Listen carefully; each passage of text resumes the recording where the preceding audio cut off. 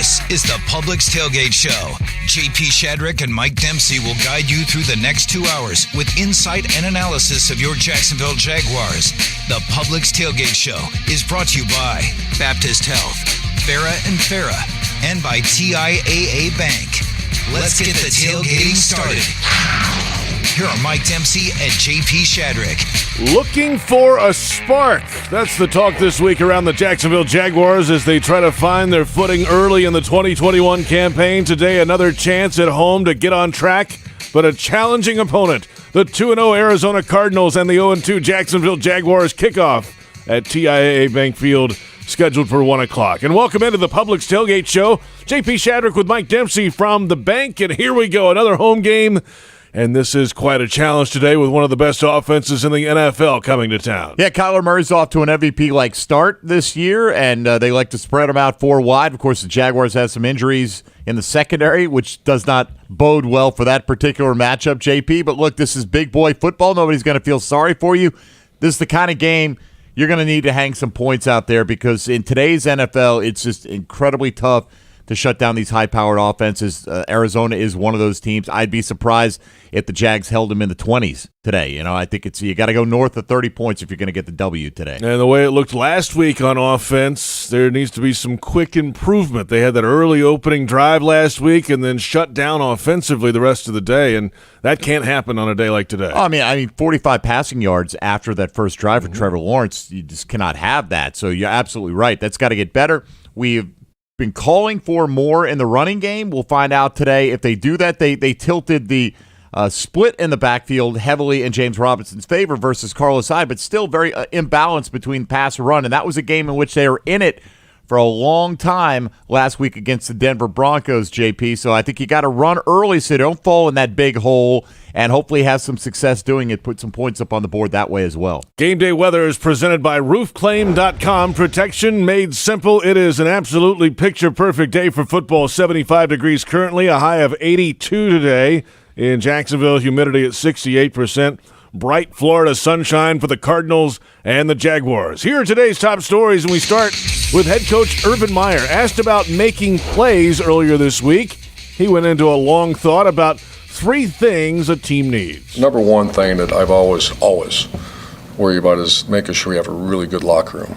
The amount of time that's for 30 years, or really, I've been head coach probably almost 20 or something, that's always been number one of the point of emphasis is, first of all, quality people and good unity and guys sticking together, and they are. You know, I know the first 2 games haven't gone, and some of these guys have been part of this for a couple of years now, and it's like, I love our locker room. Our locker room, I just had a good talk with our team about it, and I see it on the sideline, I see it, I talk to the guys nonstop. Number 2 is health of players, and I can see, you know, the sports performance model being a positive so far. I know we get little dings here and there, but for the most part, our guys are utilizing it. And then the third thing is what brings your question up is the spark. You know, as Michael Jordan once said in that documentary, is that Chicago Bulls struggled for years and years, and all they needed was a spark. And the spark happened to be Michael Jordan, but not just him. He had a bunch of guys around him, and that spark, you know, that's a stepping in front of a ball, intercepting it, you know. It's a spark is what? A spark is a great player making a great play. And how do you do that? It's called competitive excellence. You do it in practice, you work it, and you work to put the players in those positions. So there you have it. Locker room number 1, the health of the players and the sports performance model, and then having the players in the right position to be able to make a play and have that spark. It's something that they had late in the game last week on the kickoff return touchdown. Too little, too late to rally the team. They need a few more of those each game. Well, look, if they had made their field goals earlier in the game, it wouldn't have been too little, too late with that kickoff return. Would have made it a 1-score game. But Jamal Agnew is great at what he does as a return man.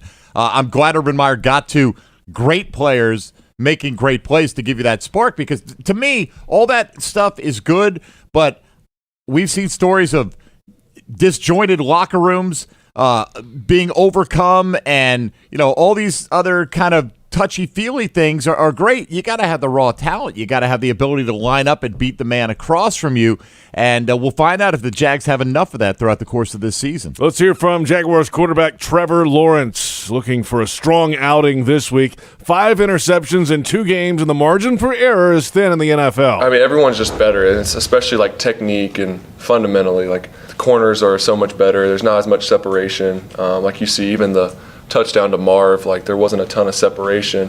When I threw it, there was no separation. Then Marvin did a good job of making a play at the end and separating a little bit. But that's just the way it is. And for me, I'm still just got to keep getting used to that and being more accurate. I think that's the main thing, is giving my guys a chance, being more accurate consistently. I mean, I kind of knew everyone was going to be better when I got here, so it's nothing new really as far as that goes. I've always had that mindset. Everyone's just better, so there's not as much room for error. So if there's a play where you're a little bit off, it's an incompletion, it's not a catch. So all those little things add up. Or an interception in some phases of it too. So he understands it, he gets it, but you just have to go play through this thing. Look, he has the ability to make those tough throws. That throw to Marvin Jones, he was not even with the defender when it left Trevor Lawrence's hand, so he anticipated where he would be when the ball arrived, and he's got that ability. It just, look, some of the easy stuff is what's been hurting the Jaguars, JP. Not only Trevor Lawrence's own inaccuracy, but some of the drop passes, officially 7 through 2 games, which is a pretty high total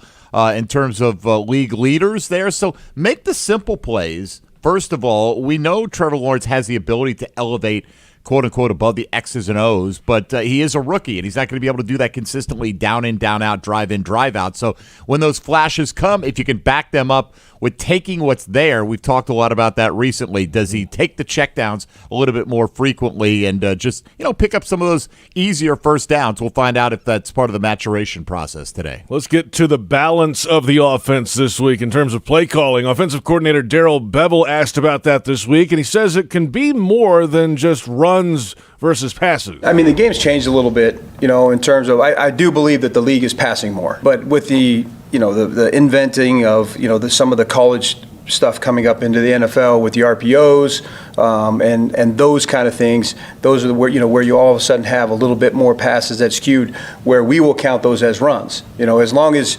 you're still getting those yardage, if you're getting 5, 6, 7 on those RPO throws, then we say, hey, that's as good as what we're trying to look for in a run. Okay, Mike, what do you make of this balance conversation all week, last couple of weeks really, for this Jags offense? I think it's got validity. I think you've got to have a little bit more balance. I'm not saying you have to be 50-50. The NFL is skewed towards the pass, but they've been way out of whack. They've been about 3-to-1 pass-to-run ratio, even when they've been in football games like we talked about last week. It was a 3-point game at halftime.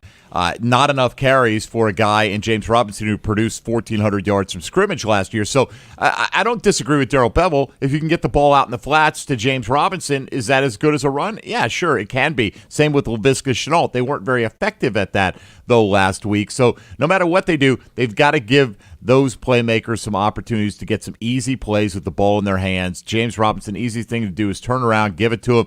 The offensive line's run blocking adequately this year. He's averaging over 4 yards a carry, so let's give him a shot today to get up around 20 carries. We move to the defense now, and coordinator Joe Cullen has his hands full this week against quarterback Kyler Murray and all the offensive weapons for the Cardinals. You just got to make sure that the coverages that we play, the defenses that we play, you're sound on everything, number one. But obviously, we got to be great, sticking to their receivers. If we are in any man, having eyes in our zones, getting to our drops, so now we can break back up if he does. That's the one thing about when you're playing zones, there's more eyes on a guy like that can run. But it still starts with knocking the run out, and then really eliminating the big play.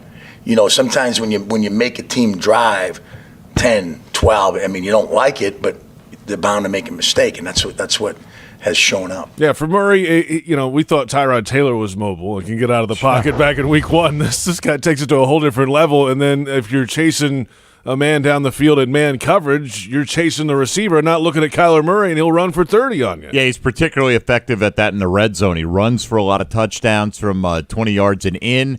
And you're right, JP, if they couldn't contain Tyrod, who ran it 4 times for 40 yards, but more importantly, extended plays outside the pocket, Kyler Murray's going to do that all day. And, we saw that play to Rondale Moore last week that they hit for 80 yards. He was uncovered basically because the defense lost him because Kyler Murray's doing pirouettes in the backfield, and he's got the ability to do that. Not many do at this level, but he's kind of like a modern-day Fran Tarkenton, and when he hits the go button, he takes off in a hurry. And then you have all the receivers that just their talent alone running down the field. DeAndre Hopkins, who's on the list this week, Sure. We'll see if he's available. But, I mean, Christian Kirk can play.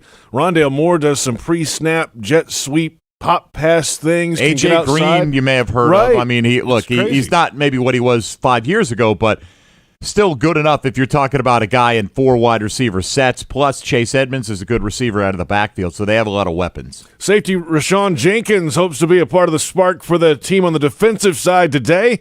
The way to do that, takeaways. I feel like we're making good plays on the ball, but to really be the game changers we want to be, we need to bring the ball back to the sideline. We just need to, and that's just playing complementary football. Offense is going to do what the offense does. The special team is going to do what the special team does. We have a standard that we like to hold ourselves to, and we're trying to meet that standard. They have lost the turnover margin 5-0 in the first couple of weeks. Got to get they've had hands on the football on defense a few times, but haven't been able to bring it in. Yeah, not going to get it done. Kyler Murray occasionally throws one up for grabs, but, I mean, overall, you look at his numbers for the first 2 years, 12 interceptions each season. That's certainly something you can live with if you're the Arizona Cardinals, considering how much they throw. But when those opportunities come, however infrequently they may be, JP, you got to cash in on them. Your hands are on the ball. You got to treat that like a receiver. You got to bring that thing in, and, that's key. If they can get a few today, they'll have a chance. Now to special teams for the Jaguars. Couple missed field goals last week from Josh Lambo. That's the bad. A 102-yard kickoff return for a touchdown by Jamal Agnew. That's the good. And punter Logan Cook is now leading the league in punting average at gross and net average at 47.8. He joined John Oeser on the Ozone podcast late this week to discuss. My first 3 seasons, I think that progressing throughout the year and then ending the season, I would get a lot more comfortable. And we ended up still turning in as a team. I really use a net. Mainly as a category you want to look at, because that's the whole entire punt team as a unit. And there's plenty of times, especially week 1, where I didn't hit a great ball, but they bailed me out. Net, I think there's times past 3 years where we ended very well. But I think starting was always a thing for me that I just had to, kind of get in a groove. But for some reason, we started in a groove kind of this year, so hopefully we can keep riding that. The full conversation available on the Ozone podcast and the official Jaguars podcast network. He's getting into it. It's a full coverage team thing on the punt side. And they've started off very well this year. Oh, he's fantastic. I mean, just absolutely ripping the ball. The only issue is he's doing it too frequently, right? I mean, I'm sure Logan Cook feels the same way. He'd rather not be utilized at all, but it's nice to know when you do need to flip the field, you've got that ability. Those are some of today's top stories. Season tickets, single game tickets, and group tickets are still available. Be a part of the new era of Jaguars football and own it. Visit jaguars.com/tickets or call 904-633-2000. Time now for our weekly segment from Emmanuel Thalleran, known as E.T., where we hear directly from you, the Jaguars fans. This is Come On Somebody, Come On Everybody.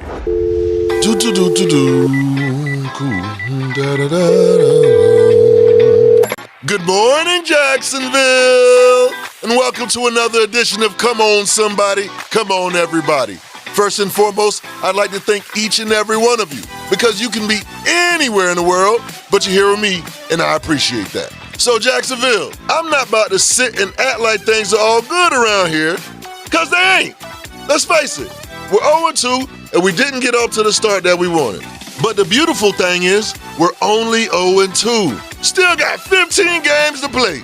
So this week on Come On Somebody, Come On Everybody, I'm asking you, the people, to predict the stat line.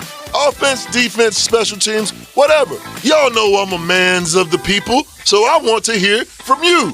I only ask of one thing. Just make sure you say it with your chest. Come on, somebody. You know Trevor Lawrence going to pick up his first rushing touchdown of his career. Oh, that's how you feel, big homie? You know that. Let this be the first of many. Come on, somebody. Them stats is going to be fat. Ooh. Jacksonville's back. Ah. They're going to have 5 sacks, 1 forced fumble, Yeah. pick 6, baby. Let's go. D-line love. Calls like that excite me. Duval. Come on, somebody. E.T. Yeah. Jags defense coming up big this week, brother. How big? What you thinking? We got 2 picks on the way. Those turnovers are coming, and we're going to have 3 sacks to go with it. Let's go, baby. 2 picks, 3 sacks. Let's go. Come on, somebody. Trevor Lawrence will have 400 yards, 4 touchdowns. Come on, somebody. I just love it when the ladies check in. Ooh. E.T., it's your boy E.K. down in Orlando. O-Town be showing love, man. What's good, fam? Listen, this week we got to run the football. James Robinson's going to have over 100 yards on the ground. Oh, J-Rob going to get that 100? He's going to add some more through the air.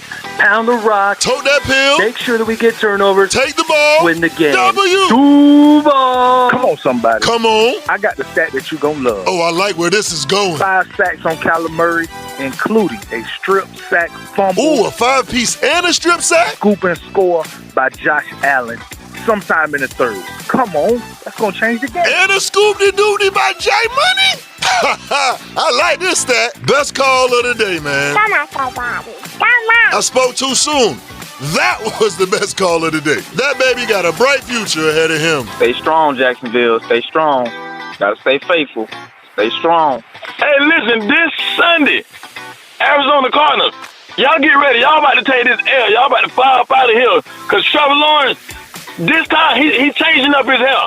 He going to put his hair in a ponytail. And everybody know when you put your hair in a ponytail, you ready to fight. Hey, man, when you put your hair in a ponytail, that mean it's serious. And he going out there to fight this weekend. This Sunday, he throwing 4-5 touchdowns. Hey, nah, I feel that all in your chest. I'm about to call him right now myself. Matter of fact, I'm going to be to the stadium when he walk in to tell him to put his hair in the ponytail. And that's what we going to do. And that's how we going to do it then. Ponytail shouty. Come on, somebody. And that's how we going to wrap it up on this week's episode of Come On Somebody, Come On Everybody. Like I said before, we're 0-2, but we're only 0-2. 15 more games to go. Let's start it right here. Come on, somebody. Come on, everybody. That's E.T. You can get your thoughts in at 904-207-7071. Leave a voicemail. And I must say, I really don't have a frame of reference for the ponytail thing. Looking at our heads. Oh, I used to, though. A long time ago, JP. Yeah. 30 years ago, I had a frame of reference for that. I'd like a 5-piece with a side of strip sack, please, and a scoop-de-doopty. Love it. I want all those things today. Great stuff. That would be a great day at the office for the Jacksonville Jaguars. We're just getting started on the Publix Tailgate Show ahead of week number 3. And coming up at 10:35. This is a process, and he's going to be a terrific player. You really can't rattle him. That's passing game coordinator Brian Schottenheimer. But up next, NFL on Fox sideline reporter Megan Olivi gives us a background on the Cardinals' build the last few years. Cardinals Jaguars at 1 o'clock. And this is the Publix Tailgate Show on Jaguars Radio. You're beyond busy. Between work and the kids, the dogs and the cat, let us help. With Publix Delivery powered by Instacart, you'll get the items you need from the store you know. Just shop online, select the time you'd like your order delivered, and grocery shopping is done, giving you more time to take care of everything else. Publix Delivery, powered by Instacart. Visit Publix.com/delivery to shop now. That's Publix.com/delivery. Item prices vary from in-store prices. Service fees may apply. Available in select zip codes. Publix, where shopping is a pleasure. We all want to look and feel our best, so why not take the next step with a consultation with Dr. Patrick Basil, board-certified plastic surgeon. Offering a variety of wellness, skincare, and aesthetic treatment options, you can look better, feel more confident, and transform into your best self. They offer the most advanced, innovative treatments in a modern, patient-centered environment. Learn more at TransformJax.com. That's TransformJax.com or call 904-222-6262. This is Ice-T, Stone Cold Steve Austin, and Matty Ice. This is a cold call. I convinced NFL teams to turn to cold water washing with Tide. The NFL, your uniforms get dirty. Tide can handle it, even in cold. Plus, if fans join in, they can save up to $150 on their energy bill. Looks like you just made the team, rookie. Turn to cold with Tide. And that's the bottom line. It's got to be Tide.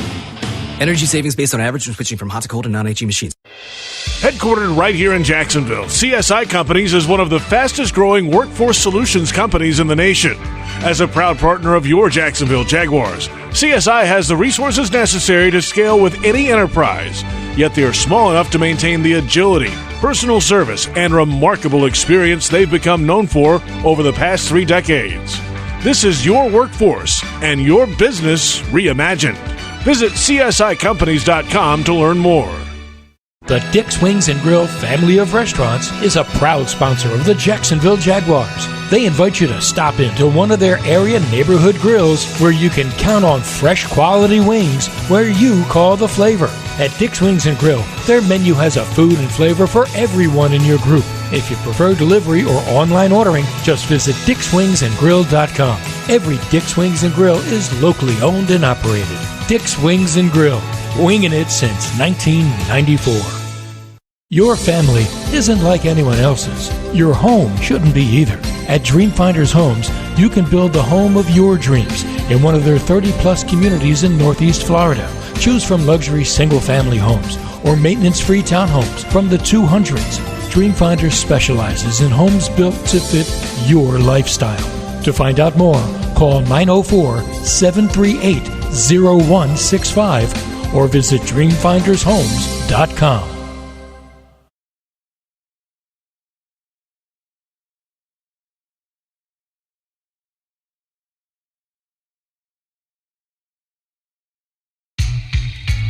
Jaguars Game Day presented by ViStar Credit Union. JP Shadrick along with Mike Dempsey from TIAA Bank Field in Jacksonville. The Publix Tailgate show continues. Publix, where shopping is a pleasure, and the Cardinals and the Jaguars tee it up at 1 o'clock today in week number 3. It is week 3, and we're almost to the quarter pole of the season after next week. Not quite. Now they've added a 17th. After these next 2 games. Right. We're almost quarter of the way there. We're inching forward. Yes. Mike, take us through week 3 of the National Football League. All right, JP. The Jags, of course, 0-2, seeking their first victory of the season versus the 2-0 Cardinals. Elsewhere around the AFC South, the Houston Texans fell to 1-2 with a 24-9 loss to Carolina on Thursday Night Football. Rookie quarterback Davis Mills got the start for the Texans in place of the injured Tyrod Taylor. Mills throwing for 168 yards and 1 touchdown in his NFL starting debut. Meanwhile, the 0-2 Colts are in Nashville to take on the 1-1 Titans today. Indianapolis is expected to have quarterback Carson Wentz available after he reportedly sprained both of his ankles in the Colts' loss to the Rams last week. Meanwhile, Tennessee running back Derrick Henry coming off a 182-yard, 3-touchdown performance on the ground against Seattle that helped the Titans earn their first victory of the season last week. The Miami Dolphins placed Tua Tagovailoa on injured reserve with broken ribs. The earliest the quarterback can return would be week 6. That is coincidentally when the Dolphins face the Jaguars in London. In Cleveland today, Justin Fields will become the 5th rookie quarterback to start a game this season as he leads the Bears against the Browns. Head coach Matt Nagy has said that Andy Dalton will be reinstalled as the Bears starter when he recovers from a bone bruise in his knee. That, I think, is going to be dependent on just how well Justin Fields plays in his absence. And other players that have been ruled out or not expected to play today include Pittsburgh linebacker T.J. Watt and his teammate wide receiver Deontay Johnson. Cincinnati wide receiver T. Higgins in that same game also not expected to go. Raiders running back Josh Jacobs is doubtful, and the Ravens will be without one of their offensive tackles, Ronnie Stanley, today. There you have it, our look around the National Football League in week number 3. And today the Jaguars host the Arizona Cardinals at TIAA Bank Field.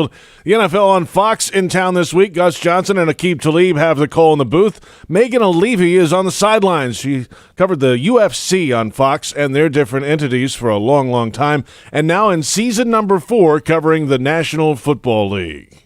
It's not your first rodeo in Jacksonville. It's your first NFL game in Jacksonville, but covering the UFC for so long on Fox and Fox Sports and all the platforms, FS1, you've been around the UFC for a long time. The last year, Jacksonville's been a big home to the UFC, so you've had a couple of visits here already. Oh, yeah. In 2020, Jacksonville was our very first home when we returned to action after the COVID break. So that was, I believe, May of 2020. We spent about 2 weeks out there. We had 3 events. They were brilliant. And then our first fight back with a crowd in 2021 was in Jacksonville, Florida at UFC 261. One of the greatest cards of all time, the greatest crowd of all time. So Jacksonville has a very special place in my heart.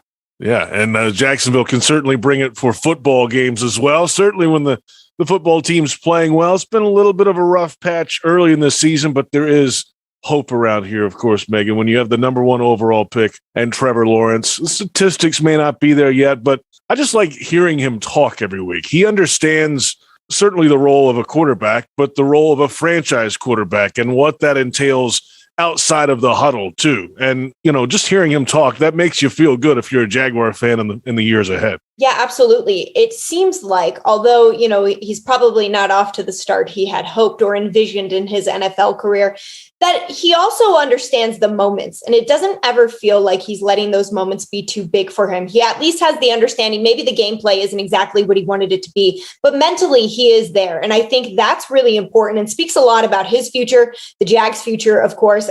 He has a real maturity about him. And although he is so young and this is, his inaugural season in the league, I think he really wants to be a leader. And I think that's really important both on and off the field, that this team, although he is young and in his rookie season, can have a trust in their quarterback, which is vital to the team. On the other side, you have another number 1 overall pick in Kyler Murray. And boy, you got to chase this guy around. He gets out of the pocket. He makes things happen downfield. He's got incredible weapons on the outside. And that's, I think, the feel that the Jaguars might want in 2-3 years from now. You get the number 1 overall pick, and then they put so many weapons around him that he can just naturally do his thing. Kyler Murray is a real problem. Kyler Murray is a tremendous athlete. He has his legs as a weapon. He certainly has his arm. He has that core of receivers that is so important to the success of the Cardinals. But, I worked their first season, Kyler's rookie year, and it was Cliff's first season, and they were all trying to figure it out. And there are a lot of growing pains. And it's very similar to, you're exactly right, to what we see in Jacksonville right now. I think the Cardinals are a great example of the huge strides that can be taken in just a couple of years. This is only Kyler's 3rd season.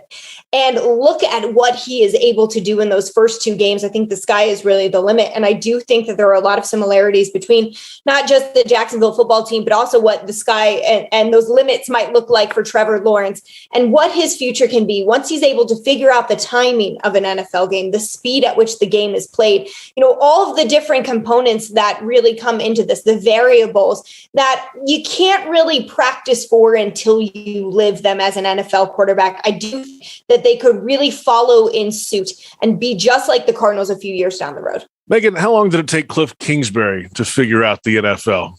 That's a great question. When we talk to him every week, he still draws comparisons and talks about his college days. So I think he's still maybe learning, which I don't think is a bad thing. I think if you believe you've already, I'm here and I have a great game, or I'm 2-0, whatever it may be, I think that can come as a disservice to you and your team. So I actually think he might still be figuring it out as he goes. He certainly has an incredible handle and grip on it right now.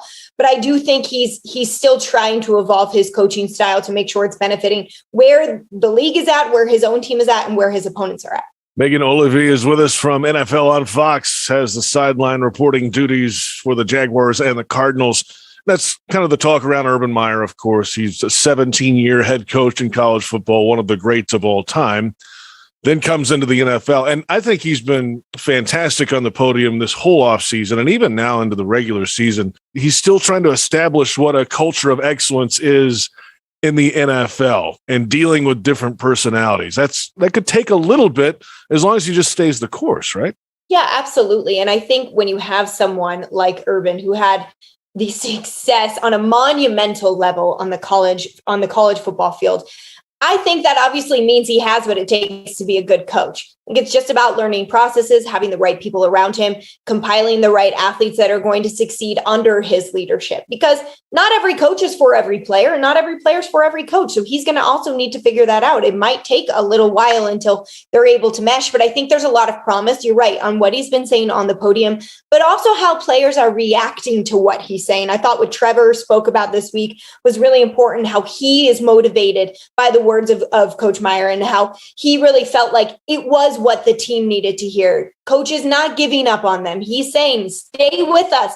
We're going to get through this. We're going to break that rock. And if you can motivate the locker room and they can believe in what you're saying as that head coach and that leader, then I think that does make all the difference. And then your team leaders step up, your unit leaders step up, and you're all kind of having this same sort of mindset. So I think while he might not be winning on the field, he's doing everything he can to make sure the team is in a winning mindset. Megan, I'm curious with your experience around the UFC, been at it for a long time. You personally are involved in it as well. And then now covering the NFL 4 seasons in, a comparison of a UFC athlete's mindset to an NFL player. Different sport. I get it. It's a blood sport. This is not quite that, though. Walk us through that. When a fighter walks in the ring and then an offensive lineman walks on the grass, what's going through their heads respectively? I think a high-level athlete is a high-level athlete. I think that they all have this very competitive mindset.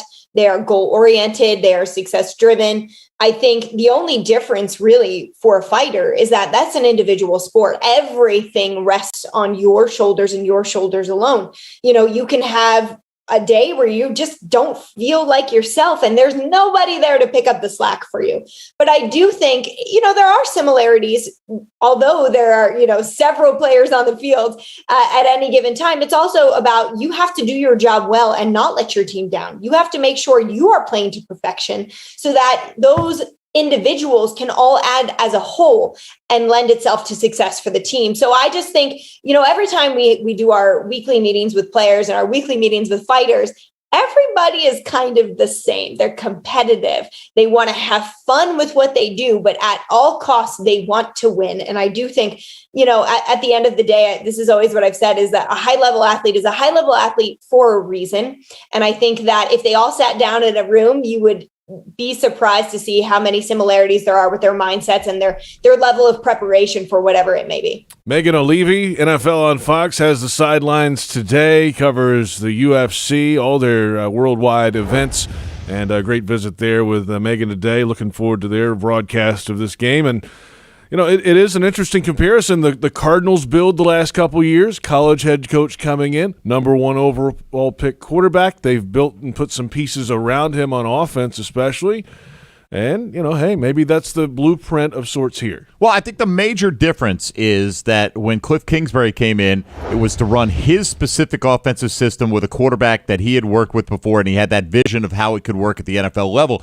And Urban Meyer basically has delegated that responsibility, at least in the rookie season of Trevor Lawrence, to Darrell Bevell. And people have asked, why aren't we seeing a few more of these college-type concepts mixed in that Trevor Lawrence may be able to kind of ease his way into the National Football League a little bit more comfortably with? And, we'll see if they change that, JP, as we go forward here. But I do think that is one difference. They decided they're going to go with that system, the air raid, and they're going to go through the growing pains because they think they see light at the end of the tunnel. And right now, the early returns indicate that that was probably a pretty good path to take. Plenty ahead on the Publix Tailgate Show coming up at 10:47. We're just going out there every day, listening to our coaches and buying into the system and the game plans and, just going out there on Sunday trying to play together and get a win. It's third-year right tackle Jawaan Taylor on snapping this long losing skid and changing the narrative for the Jags. But up next, Brian Sexton sits down with Jaguars passing game coordinator Brian Schottenheimer. The Cardinals and the Jaguars at 1 o'clock today, and this is the Publix Tailgate Show on Jaguars Radio.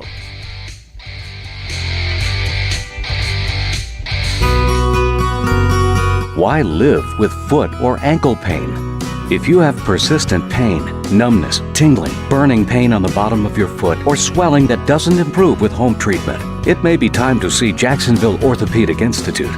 Our foot and ankle specialists have innovative new options to help you get back in the swing of things without persistent pain that slows you down. Call JOI 2000 or go to joionline.net for an appointment. You've been putting back a few, and a few becomes a few too many. For a moment, you think of calling for a ride, but nah, you live nearby. What's the worst that could happen? You get pulled over, your insurance goes up, you lose your license, you total your car, you kill someone. The results of driving drunk are tragic. That's why law enforcement is out there looking for impaired drivers to save lives. So if you think you're okay to drive after a few drinks, think again. Drive sober or get pulled over. Paid for by FDOT.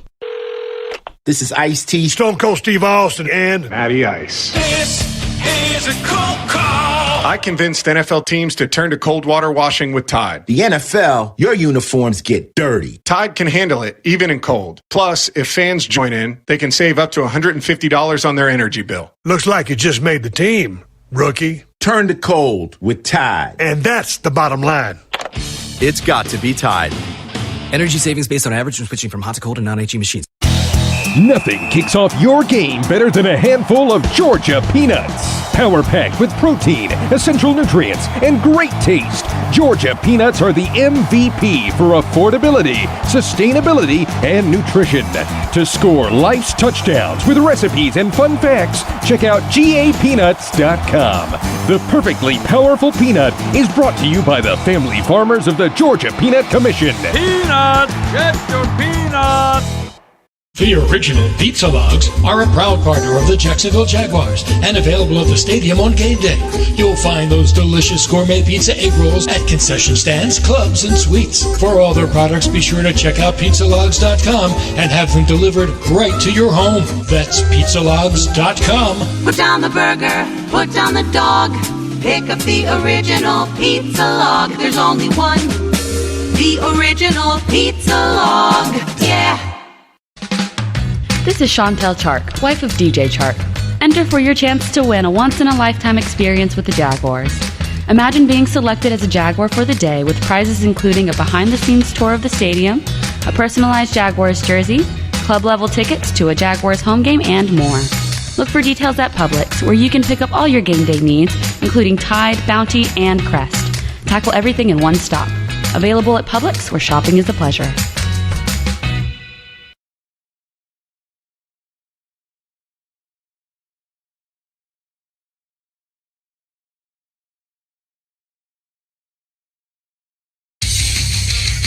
The Publix Tailgate Show rolls along. JP Shadrick with Mike Dempsey from TIAA Bank Field in Jacksonville. The Arizona Cardinals and the Jacksonville Jaguars in Week 3.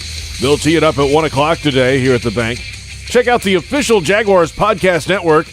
It's a free subscription on Apple iTunes, Spotify, or wherever you download your podcasts, and give us that 5-star rating as always. Brian Schottenheimer, the passing game coordinator, Mike, and it's a team effort to get this offense going. Trevor Lawrence is involved, Schottenheimer is involved, Darrell Bevel, Urban Meyer's, chiming in, I'm sure, at some point in that conversation. But Schottenheimer is a big piece of what this offense is doing. Oh, of course he is. And, again, hopefully they're tailoring everything to what they see as Trevor Lawrence's strengths and that he's going to continue to grow more comfortable in this offense. I get the vision, JP. We were talking about this a little bit earlier about not incorporating as many college concepts. If you believe that ultimately the way that Trevor Lawrence is going to be successful winning in the National Football League is by standing in the pocket more often than not, delivering throws, that's what they're trying to instill in him right now. But I just think at this stage of his career, with as many holes as there are on this team, we want to see Trevor Lawrence maybe get outside the pocket a little bit more, use his feet, and pick up some of those easy yards. I'm sure the Jags have discussed that greatly as well. Brian Sexton caught up with Brian Schottenheimer late this week. The kid quarterback is obviously the story for this franchise. You know a thing or two about young quarterbacks. Tell me where he's at as he goes into the third game of his professional career. I think he's learning. He's developing. It's a process. I think you start with the first game against Houston, goes out there and makes some tremendous plays. Obviously, the thing that we need to get cleaned up is the turnovers. He knows that. There's two types of interceptions in this league that are going to happen, Brian, and those are bad decisions or bad throws / bad breaks. And he's had 3 bad decision interceptions, which means you're throwing a ball late or you're throwing a ball somewhere where you shouldn't throw it. And that's too many for him. But each time he learns, like again, Houston, he responds, right? He comes right back down, great drive at the end of the game. This is a process. And, he's going to be a terrific player. And you really can't rattle him. That's what I love about the guy. You really can't rattle him. The drive last week and to start the game was just unbelievable. That's what we're going to ultimately end up seeing from him. I love him. He's a sponge. He's growing. He's learning that there's things, how fast the game moves and how fast he needs to get through progressions. But every day has been just a pleasure to be around him. I'm always cautious about making comparisons. So not player to player, but situation to situation. Kyler Murray comes in, and this is his 3rd season. And he has now emerged as a guy who people are talking about as being an MVP caliber player in his 3rd season. That takes some time, doesn't it? For a quarterback to season it and evolve into a professional, it took Kyler Murray 3 years. Is that a fair timeline that you're looking at multiple seasons for a quarterback to develop? Well, I think each story is different. I mean, you look at Justin Herbert last year, he had a terrific year, but I think he is really probably more the exception than the rule. There is a learning curve. I mean, whether it's Sam Bradford, Drew Brees, some of these young guys that I've been around, it does take them time, and there's things that you have to experience, that you have to go in and make mistakes and miss a Mike ID and end up having to throw hot or taking a sack or throwing a turnover or being late on a progression to something where the ball is not complete. And I think he's going through that. But again, what I love about him, I don't think it's going to take him that long. But that is a fair timeline. You don't want to put a number on it. But, again, it does take these guys some time. I mean, when you talk to some of these veteran guys I've been around, I mean, there's still things that Drew Brees was learning in year freaking 18 and 19. He's like, man, I hadn't thought about that. It took me a while, So it's a very tough – I think it's the hardest thing to do in sports, play quarterback. Tell me about how he responds to the adversity when you're talking with him. The players talk about him in the huddle as being unflappable. Is that your sense of him, too? Is that a good word to describe him? I love that word. I think they're on it. I've totally experienced that. I think the other word I would use is very accountable. He's never going to point fingers. He's never going to say, oh, well, if this guy would have – never. He owns everything. Even if it's not his fault, he's going to own it. Hey, I could have done this better. I could have done that better. And that, I think, is ultimately why he's going to be a terrific player in this year and why I think he'll play well in this game today. Tell me how it's working. Urban Meyer makes the jump in from college football. You and Darrell Bevell come in here to build this offense with him. How's that process been? Where are you guys against the timeline that you set for yourselves? Well, I think, again, we're still figuring out Trevor. We're into games. We've got a great system to pull from each week as we go and we look at game plans. We're finding more of a rhythm of, okay, this is things that we're good at, or these are the pieces we want to put in certain spots. That certainly helps you. It's definitely a collaborative effort where everybody's involved. There's really good dialogue. I think Bev does a really good job of listening and hearing everybody's opinions. Ultimately, he's got to make the call on game day.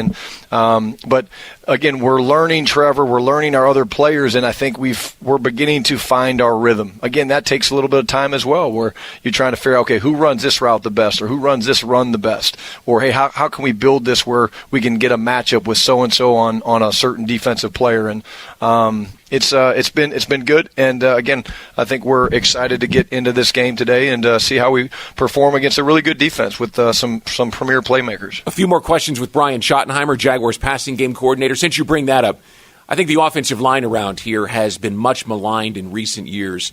The first two games, the quarterback's taken a couple of hits, 2 sacks.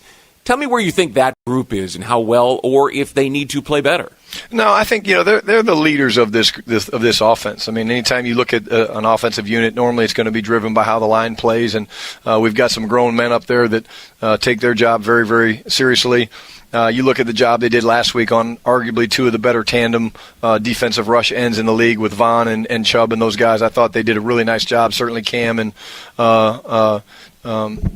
T on the edge, and I think that was really cool to see. Another great challenge this week. Chandler Jones, having been in the NFC West for the last couple of years, I mean, he's an elite pass rusher. There's no question about it. And then, of course, you look at Budda Baker running around in the secondary. If there's a better playmaking safety in the NFL, I don't know who it would be. I would certainly compare him to anybody just because he's always around the ball, maybe one of the more violent and physical safeties you'll see playing this amazing game. You've been around the game of football your whole life with your father, at Blue Valley High in Kansas City, University of Florida, all through the NFL and a little stint in college. Is the game still as exciting for you as it's always been? There's nothing better than game day. There's really not. I love the chess match of what goes on during the week, but to walk into the stadium on a Sunday or a Thursday or a Monday to get ready to go play a game and to see the look in your players' eyes and know that you've done what you can to get them prepared and then to go watch them perform and play, there's nothing better. And high highs and low lows in this business. When you lose, it's hard. But you get another opportunity the next week, and I think that's what you look forward to. But you're going to enjoy the highs, and you got to fight your way through the lows. One final thought. Your father used to come down and play in Tom Coughlin's J-Fund golf tournament for years. And he had, this won't surprise you, he always had the biggest crowd around his table on Monday morning. He had told stories on Sunday night at the pairings party, and on Monday morning, everyone was back for more. What a great storyteller. I know you lost him earlier this year and extend my condolences. He was a favorite when he would come down here every year. I just thought you should know that. Well, I appreciate that, Brian, and I know he enjoyed coming down here. And again, it was really cool. Opening weekend, the Hunt family was nice enough to bring my family up there, and they honored him at halftime of the game. And I love seeing pictures of his name in the Ring of Honor up there. It's just a really cool memory. So I miss him, but he was certainly one of my favorites as well.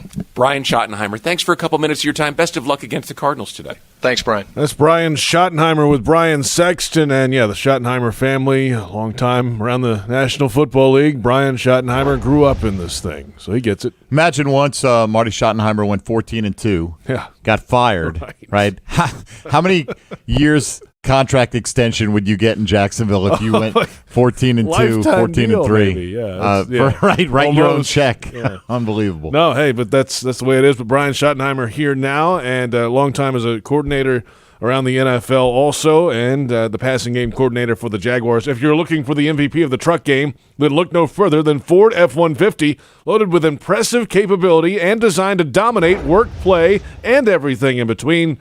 This truck makes tough look easy. No wonder it's the official truck of the NFL and proud partner of your Jacksonville Jaguars. We'll return in a moment with Jaguars right tackle Jawaan Taylor on the offensive start and how to keep improving. And a little later, another hour of the Publix Tailgate show at 11 o'clock. We'll have the top headlines heading into Week 3. It's a 1 o'clock kickoff time for the Cardinals and the Jaguars. And this is the Publix Tailgate show on Jaguars Radio.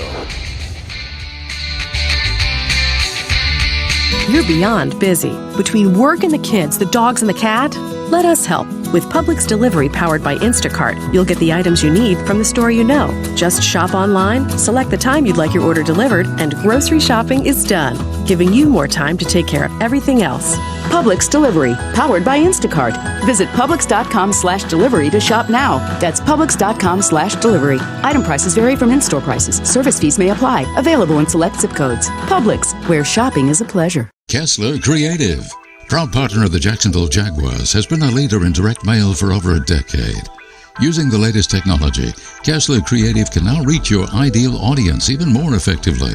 Choose between a collection of response channels from email and SMS texting to land pages designed to engage and initiate responses with potential customers. Kessler Creative, Jacksonville, Florida. Results-driven marketing and a proud partner of the Jacksonville Jaguars. Your family isn't like anyone else's. Your home shouldn't be either. At Dreamfinders Homes, you can build the home of your dreams in one of their 30-plus communities in Northeast Florida. Choose from luxury single-family homes or maintenance-free townhomes from the 200s. Dreamfinders specializes in homes built to fit your lifestyle. To find out more, call 904-738-0165 or visit dreamfindershomes.com. This is Ice-T, Stone Cold Steve Austin, and Matty Ice. This is a cold call. I convinced NFL teams to turn to cold water washing with Tide. The NFL, your uniforms get dirty. Tide can handle it, even in cold. Plus, if fans join in, they can save up to $150 on their energy bill. Looks like you just made the team, rookie. Turn to cold with Tide. And that's the bottom line. It's got to be Tide.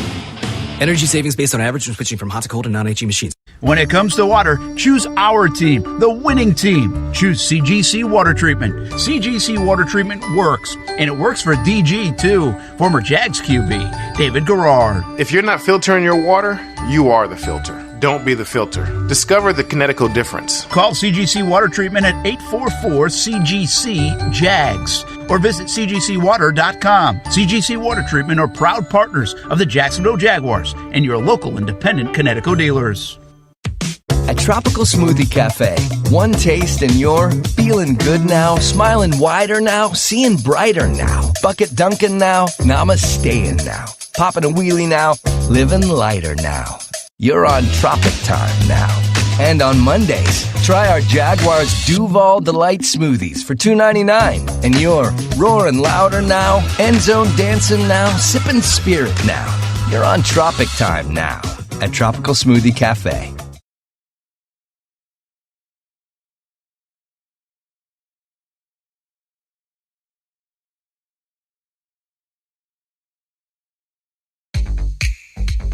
Jaguars Game Day presented by ViStar Credit Union. The Publix Tailgate Show continues from TIAA Bank Field at Jacksonville. JP Shadrick with Mike Dempsey. The Cardinals and the Jaguars coming up at 1 o'clock in week number 3. And time now, Mike, for our Baptist Health visit with a player. Baptist Health, changing healthcare for good. It's right tackle Jawaan Taylor today, Mike. And, first couple of years, last year was not the best overall year for Jawaan, trying to get back on track here in year number 3.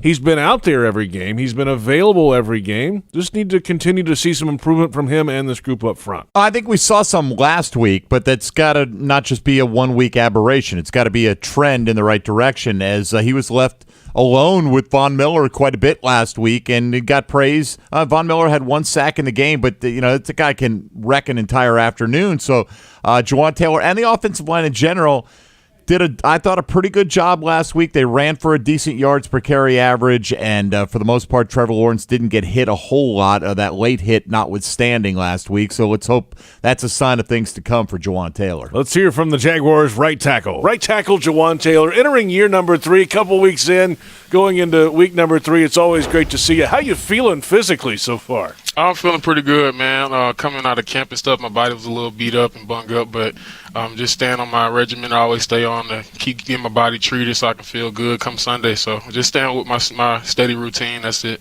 You've always been Mr. Reliable. I don't think you've missed a game, in your career. So that's got to be a badge of honor for you, just to be out there, the consistent rocket right tackle. Right, man. I just take it seriously, man. I take, taking care of my body extremely seriously, just making sure I'm available for my team and being on the field on Sunday and doing what I love to do. I hate missing time, and I done played through a lot of injuries and stuff like that before, nicks and bruises, and just keep going. So that's what I do. Urban always talks about the added benefits that they put in this year with rejuvenation stations and all of that. I mean, right. what would you say is the most popular one of those spots down there for this Jaguars team? Man, definitely the float tank or the cryotherapy. Those like the two main ones that's always overbooked. And, guys love it, man. Coach Urban did a great job with adding that for us. So, just so we don't have to go out and spend money to go get treatment and stuff like that, we can have everything in the building. So it's been amazing, man. You save us money and, we get treated right here at home.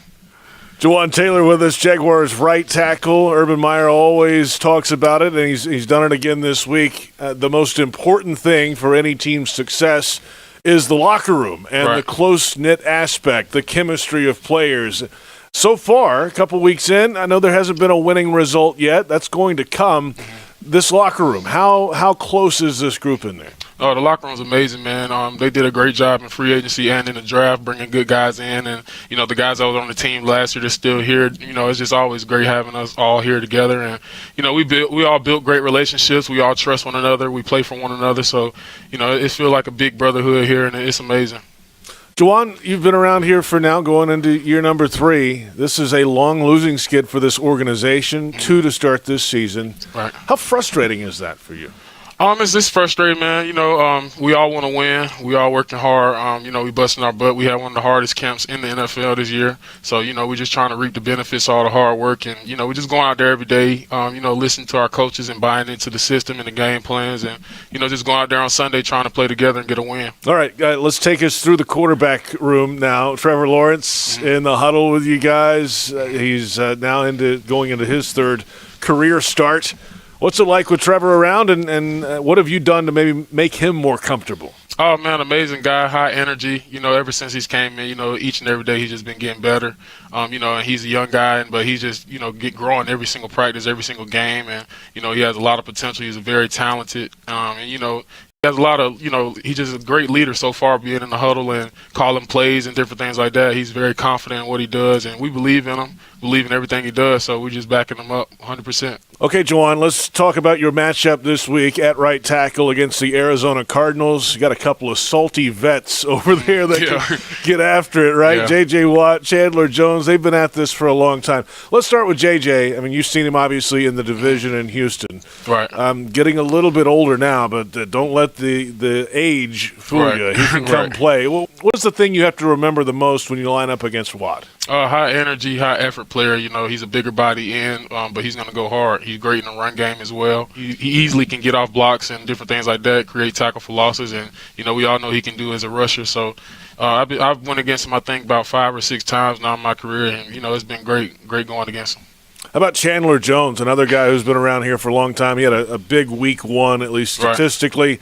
Not as much last week, but, he's been at this for a long time, too. What are some of the tricks of the trade for him? Don't give it all away, your game plan or anything, but what does Chandler do well? He's just a very active guy, man. He's a longer guy, so, he knows how to get guys off him and get to the quarterback. So he's another great player, another great vet. We're looking forward to going against both of those guys. What does this Jaguars offense need to get the spark that Urban Meyer talked about? That's what he said this week. This team just needs a spark, a guy making a play, something happening in a game, and a few of those.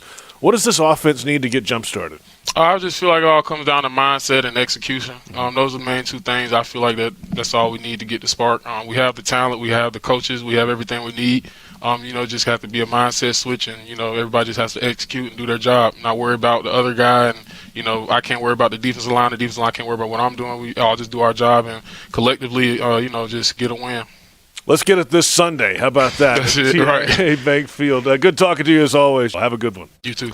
Jawaan Taylor, Jaguars right tackle, and a guy who's been out there every time. It is a matchup today. That's a Cardinals defense that can get to the passer now. All right, Chandler Jones had 5 sacks in week 1 alone. J.J. Watt has terrorized the Jaguars over the years, so that is probably as good a duo as you'll face all season long, particularly with the start that Chandler Jones is off to. Both of those guys probably going to end up in the Pro Football Hall of Fame one day. That was our Baptist Health visit with a player. Baptist Health, changing healthcare for good. And time now for our weekly commentary from Jaguars sideline reporter Rick Ballou, and we call it Has Rick Lost It? Well, here we are, the toughest opponent yet for the Jaguars. Got to take on a team that scores 36 points a game. Let me tell you something, folks. This won't be a 23-13 game like we saw last week against Denver. The biggest question, how do you cover all the weapons? These wide receivers are absolutely phenomenal. And to make matters worse, we'll find out officially here momentarily. C.J. Henderson going to play? Is Trey Herndon going to play? If not, you get Shaq on one side, the rookie Tyson Campbell on the other, enter Chris Claybrooks in the slot. That is going to be tough against this offensive arsenal. Bottom line, stop the run. Make them one-dimensional. I like to say the Jags have done that in the first 2 games. Their run defense has actually played better than I think anyone has expected. Urban Meyer this week talked about a spark. Great players who make great plays. Well, the -5 take away the turnover ratio certainly would be nice. Make a play. How about an interception? The Jaguars are 0 for 5 so far this year, if you count the preseason, when it comes to getting a fumble, when it comes to getting an interception. Man, that's going to have to change today if they're able to win this football game. That's also affected their starting field position. It's worse than the NFL. Here you send out a rookie in Trevor Lawrence, and the team begins their drive as an average on the 21-yard line. That doesn't work. Opponents, by the way, on the 33-yard line. Turnovers would certainly help that out. James Robinson, yeah. We hear it week after week after week. He's got to get the football. Pro Football Focus brought up an interesting point this week. Arizona missed 10 tackles against Minnesota. Last week had an awful grade of 27.2 as far as their run defense. All right, it's amazing because they did have 6 tackles for loss. Minnesota gives up 132 yards a game on the ground. What's incredible about this? Teams have only rushed 49 times all year against them. Run fits are bad. Gap discipline is not good. The Jags have any chance today, they've got to be able to run the football. Would also help them with their average drive. That's worse in the NFL. Under 2 minutes, all right? Dead last, 32nd. Improve that. How do you do it? Move the sticks, run the football. We'll see what does take place. Hey, numbers lie. I get it. But in the summer, Arizona was only a 2.5-point favorite. Now around kickoff, you're looking at 7.5 and 8. This team is in desperate need of a spark. Urban Meyer said it on Wednesday. Great players make great plays. Will they make a couple today? That's Rick Ballou, Jaguars sideline reporter, and PRI Productions, the official event production company of the Jags, has everything you need to bring your next idea to life. Visit PRIProductions.com. Publix.com. Second hour of the Publix Tailgate Show coming up on Jaguars Radio. You're beyond busy. Between work and the kids, the dogs and the cat, let us help. With Publix Delivery powered by Instacart, you'll get the items you need from the store you know. Just shop online, select the time you'd like your order delivered, and grocery shopping is done, giving you more time to take care of everything else. Publix Delivery, powered by Instacart. Visit Publix.com/delivery to shop now. That's Publix.com/delivery. Item prices vary from in-store prices. Service fees may apply. Available in select zip codes. Publix, where shopping is a pleasure. This is Ice-T, Stone Cold Steve Austin, and Matty Ice. This is a cold call. I convinced NFL teams to turn to cold water washing with Tide. the NFL, your uniforms get dirty. Tide can handle it, even in cold. Plus, if fans join in, they can save up to $150 on their energy bill. Looks like you just made the team, rookie. Turn to cold with Tide. And that's the bottom line. It's got to be Tide. Energy savings based on average when switching from hot to cold and non-HE machines. Hi, folks. Frank Frangie here to tell you where to find the most authentic Southern Pit barbecue in all of Jacksonville. That's right, Bono's.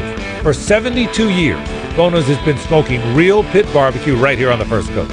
Smoked for hours, served in minutes, and always cut to order. You can find Bono's locations all around town and on game day at TIAA Bank Field. Bono's is the official barbecue of the Jacksonville Jaguars. If you want great barbecue, head to Bono's today. If you don't see a pit, it ain't legit. In America, the future belongs to everyone. So we built the trucks of the future for everyone. Ford F-Series, America's best-selling trucks for 44 years straight. Built for performance and capability on and off-road. Because the trucks of the future aren't built for a few. They're built for America. Ford F-Series. Drive one today. Based on 1977 to 2020 calendar year total sales. At ViStar, we believe in better. Better convenience, so members can bank any way they want, whether it's at a branch, on a mobile device, or at one of more than 20,000 surcharge-free ATMs across North America. Because we believe that people have better things to do with their time. If you believe that convenience is better, join ViStar. Visit ViStarCU.org. All loans subject to approval, insured by NCUA. This is Chantel Chark, wife of DJ Chark. Enter for your chance to win a once-in-a-lifetime experience with the Jaguars. Imagine being selected as a Jaguar for the day with prizes including a behind-the-scenes tour of the stadium, a personalized Jaguars jersey, club-level tickets to a Jaguars home game, and more. Look for details at Publix, where you can pick up all your game day needs, including Tide, Bounty, and Crest. Tackle everything in one stop. Available at Publix, where shopping is a pleasure.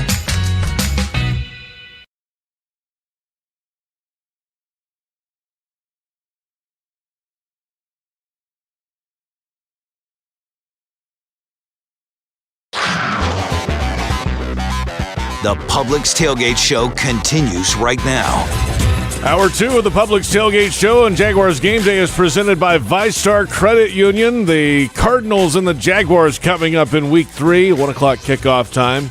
JP Shadrick, Mike Dempsey. It's a beautiful day for football. It is. Another Jaguars home game, trying to snap this 2-game skid to start the season. Now 17 in a row for this organization. But just a little improvement in spots last week. This is a challenge today. This is an Arizona team that can be a playoff contender in a very competitive NFC West. Well, no question. And look, you made some improvements in some areas. You can't backslide today. You know, got to continue to clean up the penalties and some of the mental mistakes. They were better in week 2, but not perfect. So you've got some room for improvement there. And you've just got to execute, JP. I think they've got the talent to score points in this league, and you're going to need them today against Arizona because we know they like to make it a track meet and get up and down the field. And it's hard to contain Kyler Murray with how well he's playing at the moment. Game day weather is presented by roofclaim.com. Protection made simple. It is perfect. 79 degrees, a high of 82 today. Clear blue skies, bright Florida sunshine. And here are today's top stories. Lots of noise around that long losing skid for the Jags. Head coach Urban Meyer this week explaining his approach, always looking forward. Of course it's different in college. I get that. I'm not trying to equate the two, but you take over a team that was 1-10, you take over a team that's 6-7, you take over a team that's 5-7, you take over whatever it is. Yeah, I mean it's hard. It's really hard. And I knew it's going to be hard, but Well, like I said, my focus is on what? I'm not worried about what happened here last year, the year before. I'm worried about the locker room. How's our locker room going? Our locker room's fantastic. How's the chemistry on the team? Fantastic. How's the relationship amongst the coaching staff? Fantastic. Just working your you-know-what's off. And that's all I'm concerned about. Yeah, it starts there, and then the results at some point you hope will come very soon. Look, I totally understand him not wanting to reflect on last year. It has nothing to do with Urban Meyer. He wasn't here, but the reality is the fan base lived through that, and they're living through a 17-game losing streak at this point in time. None of that focus helps you go out there and win this week, though. So I totally get where Urban Meyer is coming from, but it is something that hangs over this fan base. They just need a win to, get a little breath of fresh air going here and have some hope that more of those can come this season. But baby steps at the moment, but, baby steps not going to get it done too often in the NFL. You have some hope, certainly, because you have the quarterback, you think. Trevor Lawrence has 5 interceptions this season, though, but has had moments where he could have checked it down and completed some passes. It's a learning process for the rookie quarterback. Just managing those plays, and then for me, is just taking more completions. I've said it a bunch of times to you guys, is just like we always talk about in our room. Coach Schottenheimer says the power of completions. You get a guy the ball, have a couple completions in a row, they're going to make plays. Even if you only throw it 3 yards, he might get 20. And, I had one to James in the game where we just checked it down instead of trying to hunt downfield. And he got, I think, 12, 13 yards on it. I think I threw it 1 yard. So it's stuff like that. Like, let those guys make plays. I could definitely do a better job of that. But I feel like I'm learning a lot each week. I feel like I'm getting better. I know this past game, you look at the stats or whatever, doesn't look great. But I feel like there was a lot of things where I grew. I think I got better. There's a balance, though, right? You don't want to keep checking it down, become Charlie check down and do all that. But because he has the arm and the ability to push it down the middle of the field in the defense. Right. Ultimately, he has that ability, right? And we haven't always had a quarterback that can do that. And we think, even if it's not clicking on all cylinders right now, Trevor Lawrence one day is going to be one of those big-time shot takers in the National Football League. But you do, even the shot takers, Patrick Mahomes is going to check it down to his backs or whomever that happens to be out there. Tom Brady's done it for years. I mean, the elite quarterbacks love to take shots downfield, but they understand that if you could pick up some easy first downs along the way, it's going to go, a long way towards keeping your defense on the field way too much last week, and just building a little bit of that rhythm. You start to see some success, and I think success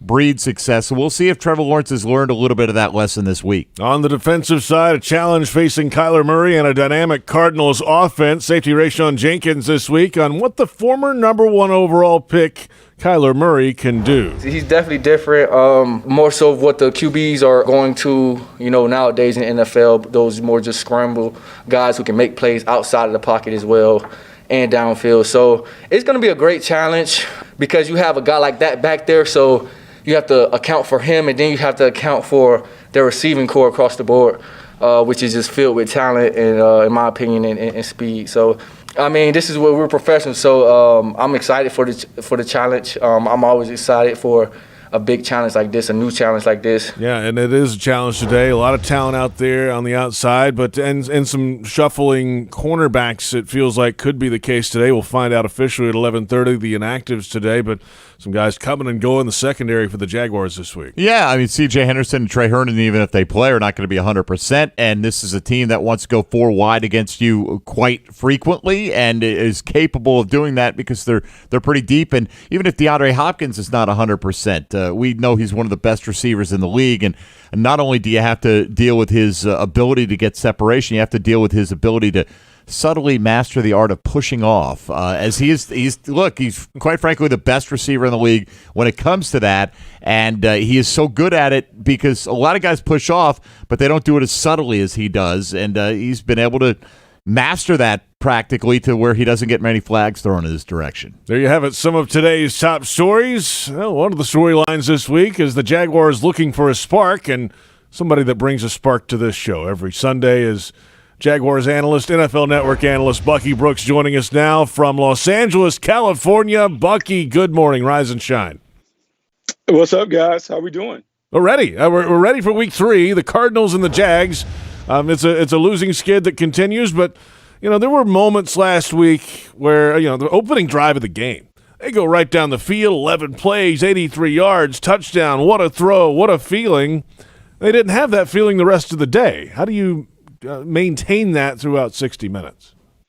Well, obviously, what happened, Darrell Belver had a great opening script, and most of the time, teams script their first 12 to 15 plays to make sure that they get the formations they want. They can kind of dictate the turns to the defense to set things up afterwards. I think now that you've had success with the script leading to points, maybe you have a mini script that you can follow after you have that opening drive success. And I think for Trevor Lawrence, he's very comfortable at the beginning of the game because he kind of sees it. It has been the practice script that you've worked on over and over and over again. And then when we get into playing real games, that's where it's kind of falling apart for the Jaguars. Some of the things that I think the Jaguars can do, make sure that Trevor Lawrence is being asked to do things that he's very comfortable with. As a play caller, it's easy to say, hey, these plays will work because I've seen it, I've looked at the tape. But if your quarterback doesn't have the same level of confidence in those plays, you need to throw those plays out. And so it's the relationship that is evolving between quarterback and play caller to make sure they're on the same page. But Trevor Lawrence, in the earlier clip, he said something to me that's very telling. He talked about stacking up the completions and how every completion begins to have power. And so from a defensive standpoint, even though we're checking the ball down and we're saying that's a win, when play callers, defensive play callers see, hey, man, they're killing us with the check down, they begin to alter the coverage because even though they say that's a win, they don't like seeing the ball completed down after down. And so if Trevor Lawrence can exhibit a little more patience, take the check down, force the defense to then come up, then attack the voids that are there at the intermediate and deeper levels because they're chasing the check down, that is a way that we can jumpstart this Jaguars offense. And, Bucky, for Trevor Lawrence, getting the ball out quickly today might be a priority as well. It doesn't get any easier week after week. Chandler Jones and J.J. Watt coming in. How big of a challenge is this for the Jaguars' offensive line and protection in general? A huge challenge. We saw Chandler Jones go for 5 sacks on his own against Taylor Lewan and the Tennessee Titans, so you have to worry about him. J.J. Watt is a flash player at this stage of his career. He won't dominate you for 60 minutes, but he can give you a handful of plays that can create problems for the offense. And so if you're Jacksonville, you got to be mindful of where those guys are. You have to have a plan to slow them down and deal with them, whether that's chipping, whether that's more slow screen game to James Robinson, bubble screen game to Laviska Shenault and some of the other guys. You have to have a plan to kind of offset the pressure that they can present, but you also have to plan to deal with the blitz pressure that Vance Joseph wants to dial up. So Darrell Belver's going to have to be on his game today because they're going to put a lot at you. And you also have to chase points, which is also another issue because the Arizona Cardinals offense will put points up on the board. Bucky Brooks with us, NFL Network analyst. That brings us to the other side, and defensive coordinator Joe Cullen has his hands full today. Kyler Murray, that mobility is incredible. He can throw the ball down the field, off balance, twisting throws, and he's got all the weapons outside. How do you play this today defensively for the Jaguars? How do you, first off, contain Kyler Murray, and then what do you do? Who do you take away first as a weapon outside? Well, dealing with Kyler Murray is a problem because, man, he's quick as a hiccup. He can escape all kinds of pass rush lanes. And so if you're not disciplined in your rush lanes, he will find the cracks and he will hurt you as a runner. I think this has to be one where we talk about making Kyler Murray throw from the well, meaning we want to keep Kyler Murray in the pocket. We want to make him throw over top of big bodies at the line of scrimmage and see if that can impact it. Still, you talk about a 5'8", 5'9", thrower from the pocket, those big bodies, make them throw around the trees. That could be a problem. When it comes to the coverage, depending on if DeAndre Hopkins is available or not, he's having some discomfort from the ribs, so that may change the way you alter coverage. But he's number one. You got to make sure you contain him. He's not necessarily a great route runner, but he's a playmaker on those 50-50 balls. We have seen from preseason on, the Jaguars DBs have had a problem playing the ball in the air. Got to make sure you put your body on his body, force him to kind of work around it if he's going to come down with those 50-50 ball catches. And then it's about keeping the ball in front of the defense. You can't allow the Cardinals feed off these explosive plays. When they're able to generate these explosive plays, the points come in bunches. You got to make them nickel and dime it down the field and then hold up in the red zone. If you can force the Cardinals to settle for 3 instead of 7, that's a win. It has to be one of those games where, hey, they can have as many yards as they want between the 30s, but make them kick field goals, not score touchdowns in the red zone.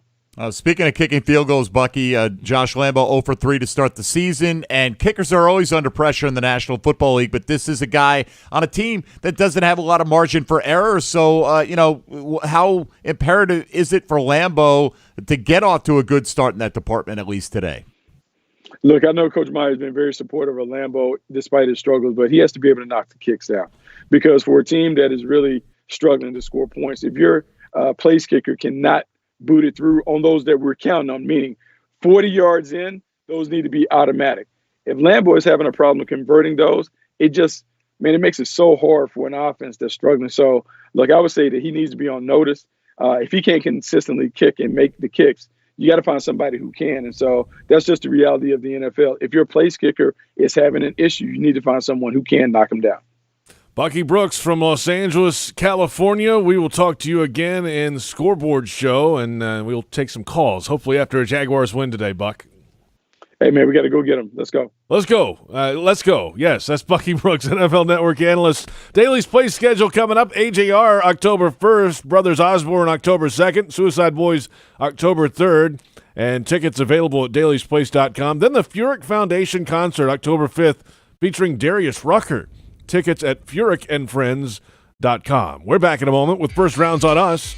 We'll head up to the broadcast booth for the first time for our weekly visit with our resident first-round picks, Jeff Lageman and Tony Baselli. Cardinals Jaguars tee it up at 1 o'clock today. And this is the Publix Tailgate Show on Jaguars Radio. Hi, I'm Urban Meyer, head coach of the Jacksonville Jaguars. When I'm looking for a company to provide comfort to my home and family, I look for the same qualities I expect from my football team. High standards, superior knowledge, trust, and reliability. I've found that with Florida Home Air Conditioning. Guaranteed exceptional service and more than 20 years experience serving Jacksonville and the surrounding communities make their company my choice for heating and cooling. Call Florida Home AC today, official air conditioning partner of the Jacksonville Jaguars. It's a force that can't be contained. Propelled by purpose, pride, and the power to protect. When winning isn't just the mission, it's your passion. You pursue it. You make power plays. You pick your team. At Farrah & Farrah, we deliver game day energy 24/7. Jacksonville. Hi, I'm Tito Beveridge, founder and master distiller at Tito's Handmade Vodka. In 1997, we became the first micro distillery in the state of Texas, and we're still making the same smooth stuff after all these years. We're still cooking in a pot still, working with our dogs by our sides, having fun and tasting batches, and I'm still wearing the same hat, even after all these years. Head over to Tito'sVodka.com to learn more about what else we're doing the same. Cheers. 80 proof Tito's Handmade Vodka, distilled and bottled in Austin, Texas. Tito'sVodka.com. This is Ice-T, Stone Cold Steve Austin, and Matty Ice. This is a cold call. I convinced NFL teams to turn to cold water washing with Tide. The NFL, your uniforms get dirty. Tide can handle it, even in cold. Plus, if fans join in, they can save up to $150 on their energy bill. Looks like you just made the team, rookie. Turn to cold with Tide. And that's the bottom line. It's got to be Tide. Energy savings based on average when switching from hot to cold and non-HE machines.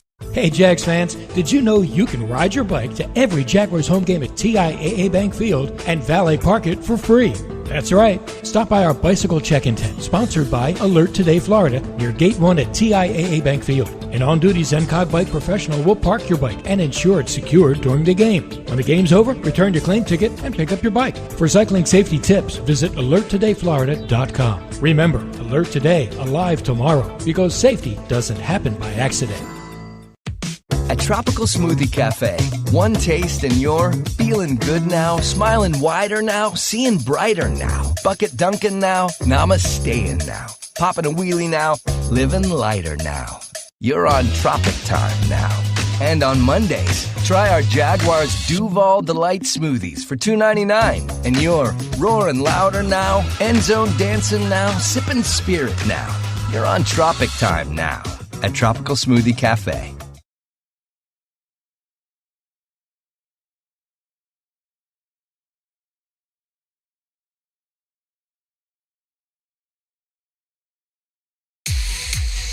From TIAA Bank Field in Jacksonville, this is the Publix Tailgate Show. Publix, where shopping is a pleasure. It's week 3, and the Jags host the Arizona Cardinals at 1 o'clock today.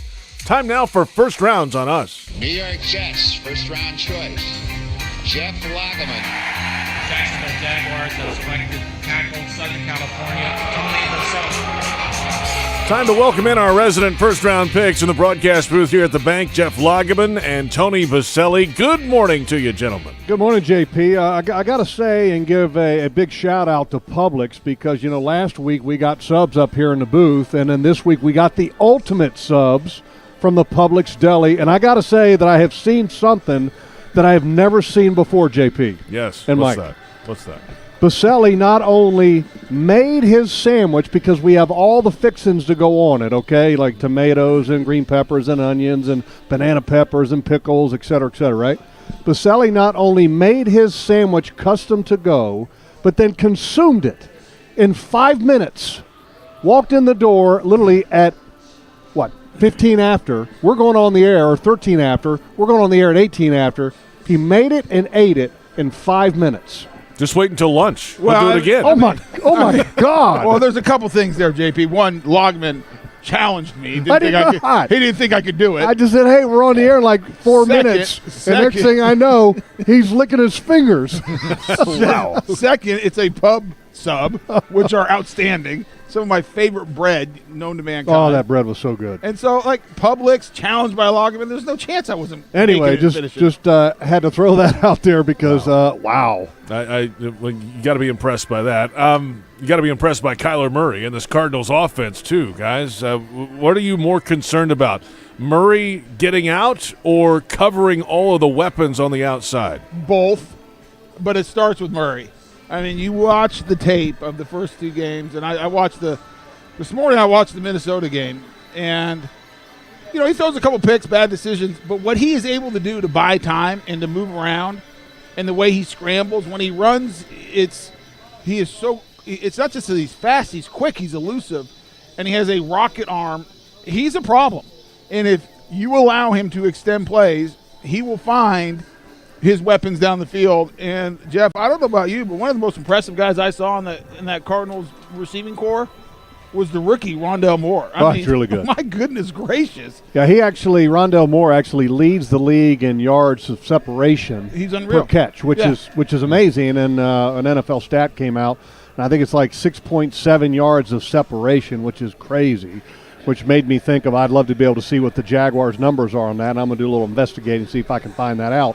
But Rondell Moore is their number 1 wide receiver who's a rookie. DeAndre Hopkins is a potential Hall of Fame type of guy that's got some rib issues, but the guy's going to play, and he's going to play well. And then Christian Kirk might be their big play threat because he's averaging more in yards per catch than anybody. A.J. Green is their 4th wide receiver. Yeah, what if your 4th guy was A.J. Green? Oh, boy. Who's been a all-pro one in his career. And then you have issues in the secondary today with C.J. Henderson, a question mark with a groin, and Trey Herndon is questionable as well. He missed the first 2 games with a knee. This is not an easy game. I mean, just talking about the weapons, and then you go all the way back before you were talking about Tony and Trey. We're talking about Kyler Murray. I mean, this is not going to be easy. So one thing is for sure, we haven't even talked about the running game of the Arizona Cardinals, which I think gets vastly overlooked. I think their running back, Chase Edmonds, is really good. I think he's got just as good a movement as Rondell Moore, and he's keeping James Conner, the former Pittsburgh Steelers linebacker, at bay as a backup because he's that good.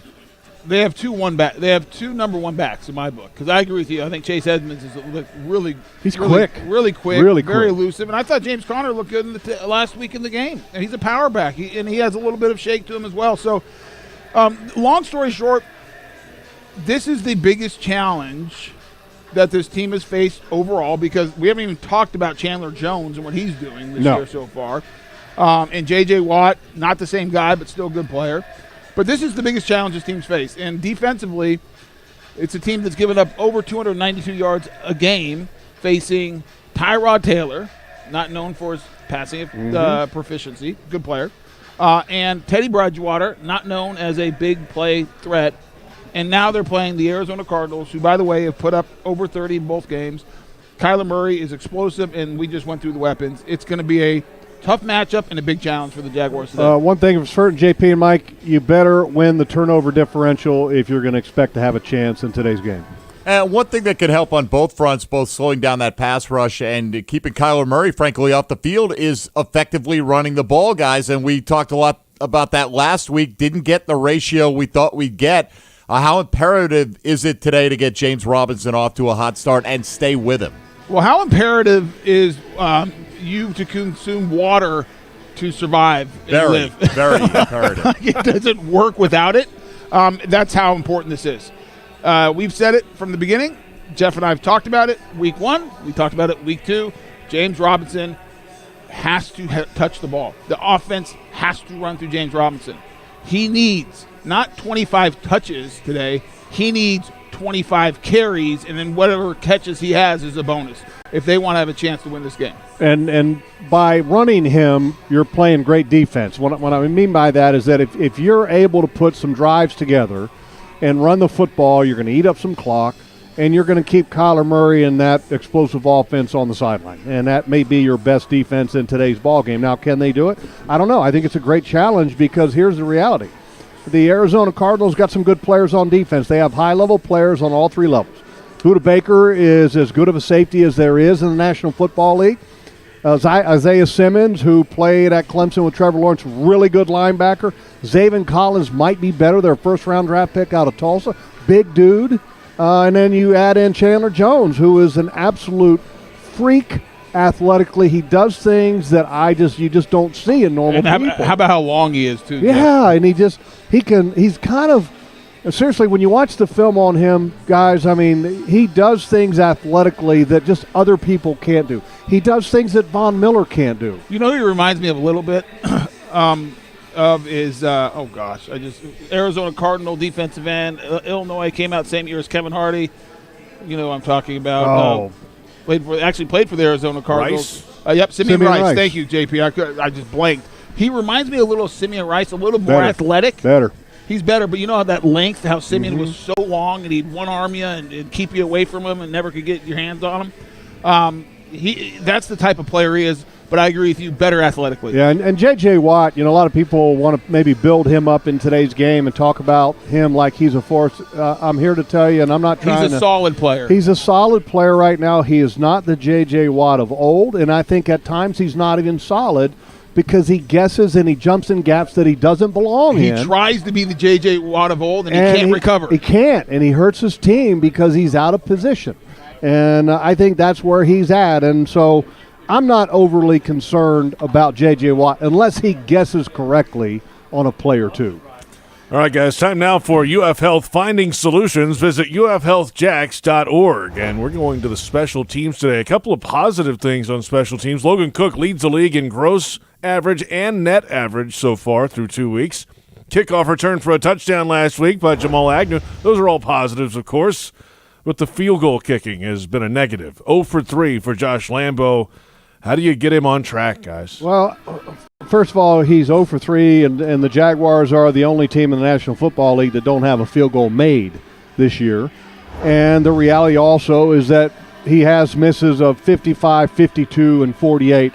And what I'm hoping is that the Jaguars have at some point a field goal that's makeable, 35 yards, and he puts it right through the middle, because sometimes when you're not having a lot of confidence, sometimes having just a little bit easier go of it one time can kind of give you a little bit of confidence going forward.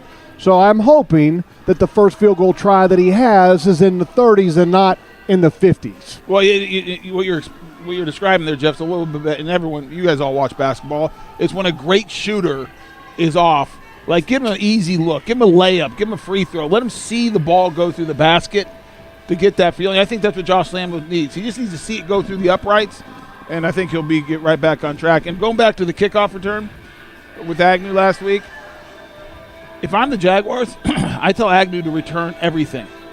I don't care if it's 5 yards deep. I mean, because he's a threat, and you need to find a way to score points. Yeah, I'm okay with maybe every once in a while, but not every time. It's like the old it's like what the Bears used to do with Devin Hester, or Cordell Patterson. Like, it didn't matter. You catch it and you go. We'll see what happens today. I'm just saying. That's I me. don't know about that. Hey, I'm just 7 saying. yards deep, and Boselli's yelling, "Go, Jamal, go!" I don't know if you've noticed. Somebody's sitting there going, "What are you doing?" 25 sounds pretty good to me. I don't understand. I don't know if you know this though. Our special teams scored as many points as our offense did last week. That's true. Excellent point. That's UF Health finding solutions. Visit ufhealthjacks.org. Hey, guys, quickly, Trevor Lawrence, not very accurate last week and didn't throw for much after that opening drive. Where are you looking for the most improvement from him this week? Everywhere.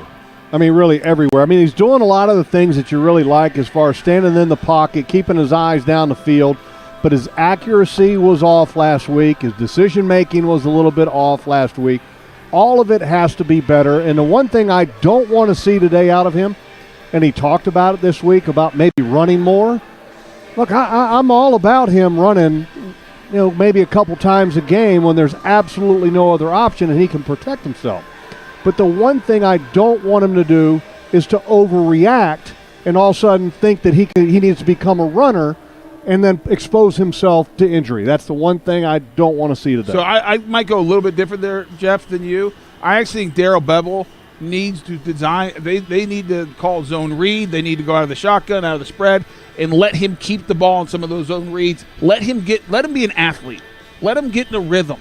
Let him just go play football. If you watch Kyler Murray, he's just out there playing football and reacting to what's there, and if the run's there, he runs. If it's not, he doesn't. I think this whole thing of saying, "Hey, Trevor, we're trying to protect you. Don't run, keep there." That's not who he is. He's an athlete. Let him go. Go play football. One thing, though, that I really liked, I mean, let's go back to the preseason game against the Dallas Cowboys, and they had a deficiency at offensive line, and they said, okay, we're going to let Trevor get the ball out quick.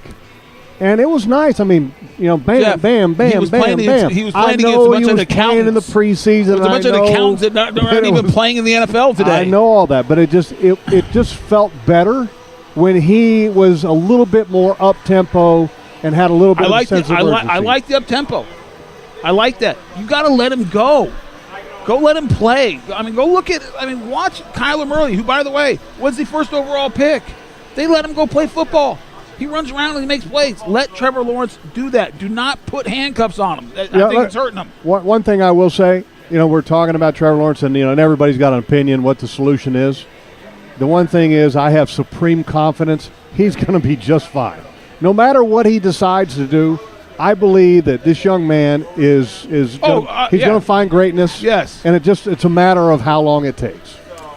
All right, guys, coming up in just a few minutes, we'll hear from senior writer John Oeser with his game preview. Up next, though, players out today, inactives, and Week 3 fantasy picks. The Cardinals and the Jaguars at 1 o'clock, and this is the Publix Tailgate Show on Jaguars Radio.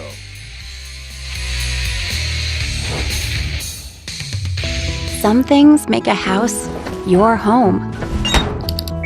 Like clean, fresh sheets that make a bed with the soothing scent of fabric softener your thing. When drying clothes with natural gas, you get faster, gentler drying times, save money, and earn a rebate up to $150. Your home. Our safe, reliable, efficient energy. Love natural gas. Find rebate details at peoplesgas.com. Move day is on the 20, the 10. Yes, another successful move to a new home. I tell you, folks, I've never seen a team more prepared than the Move Day crew. With a dominating lead in training, trust, and moving efficiency, it's no wonder why Move Day is the official moving company of the Jacksonville Jaguars. Track your goods online and get updated play-by-plays throughout your move process. While the Jags are moving the chains on game day, they're here to help you on moving day. Call 844-MY-MOVE-DAY or visit MoveDayMovers.com. This is Ice-T, Stone Cold Steve Austin, and Matty Ice. This is a cold call. I convinced NFL teams to turn to cold water washing with Tide. The NFL, your uniforms get dirty. Tide can handle it, even in cold. Plus, if fans join in, they can save up to $150 on their energy bill. Looks like you just made the team, rookie. Turn to cold with Tide. And that's the bottom line. It's got to be Tide. Energy savings based on average when switching from hot to cold and non-HE machines. So we had a problem with our office IT systems a few months back. And of course, I don't want the boss getting upset about it, since she still hasn't forgiven me for last month's wardrobe malfunction. So I did the smart thing and called Sistine's Office Systems. They've provided top-notch IT solutions and services since 1981, including Ricoh copiers, printers, and mailing solutions. They even handle wide-format printers and electronic document storage, which is important since my boss still hasn't forgiven me for the birthday cake incident. Best of all, Sassine's Office Systems has flexible support programs, certified field techs, and fast, friendly service for one flat monthly fee.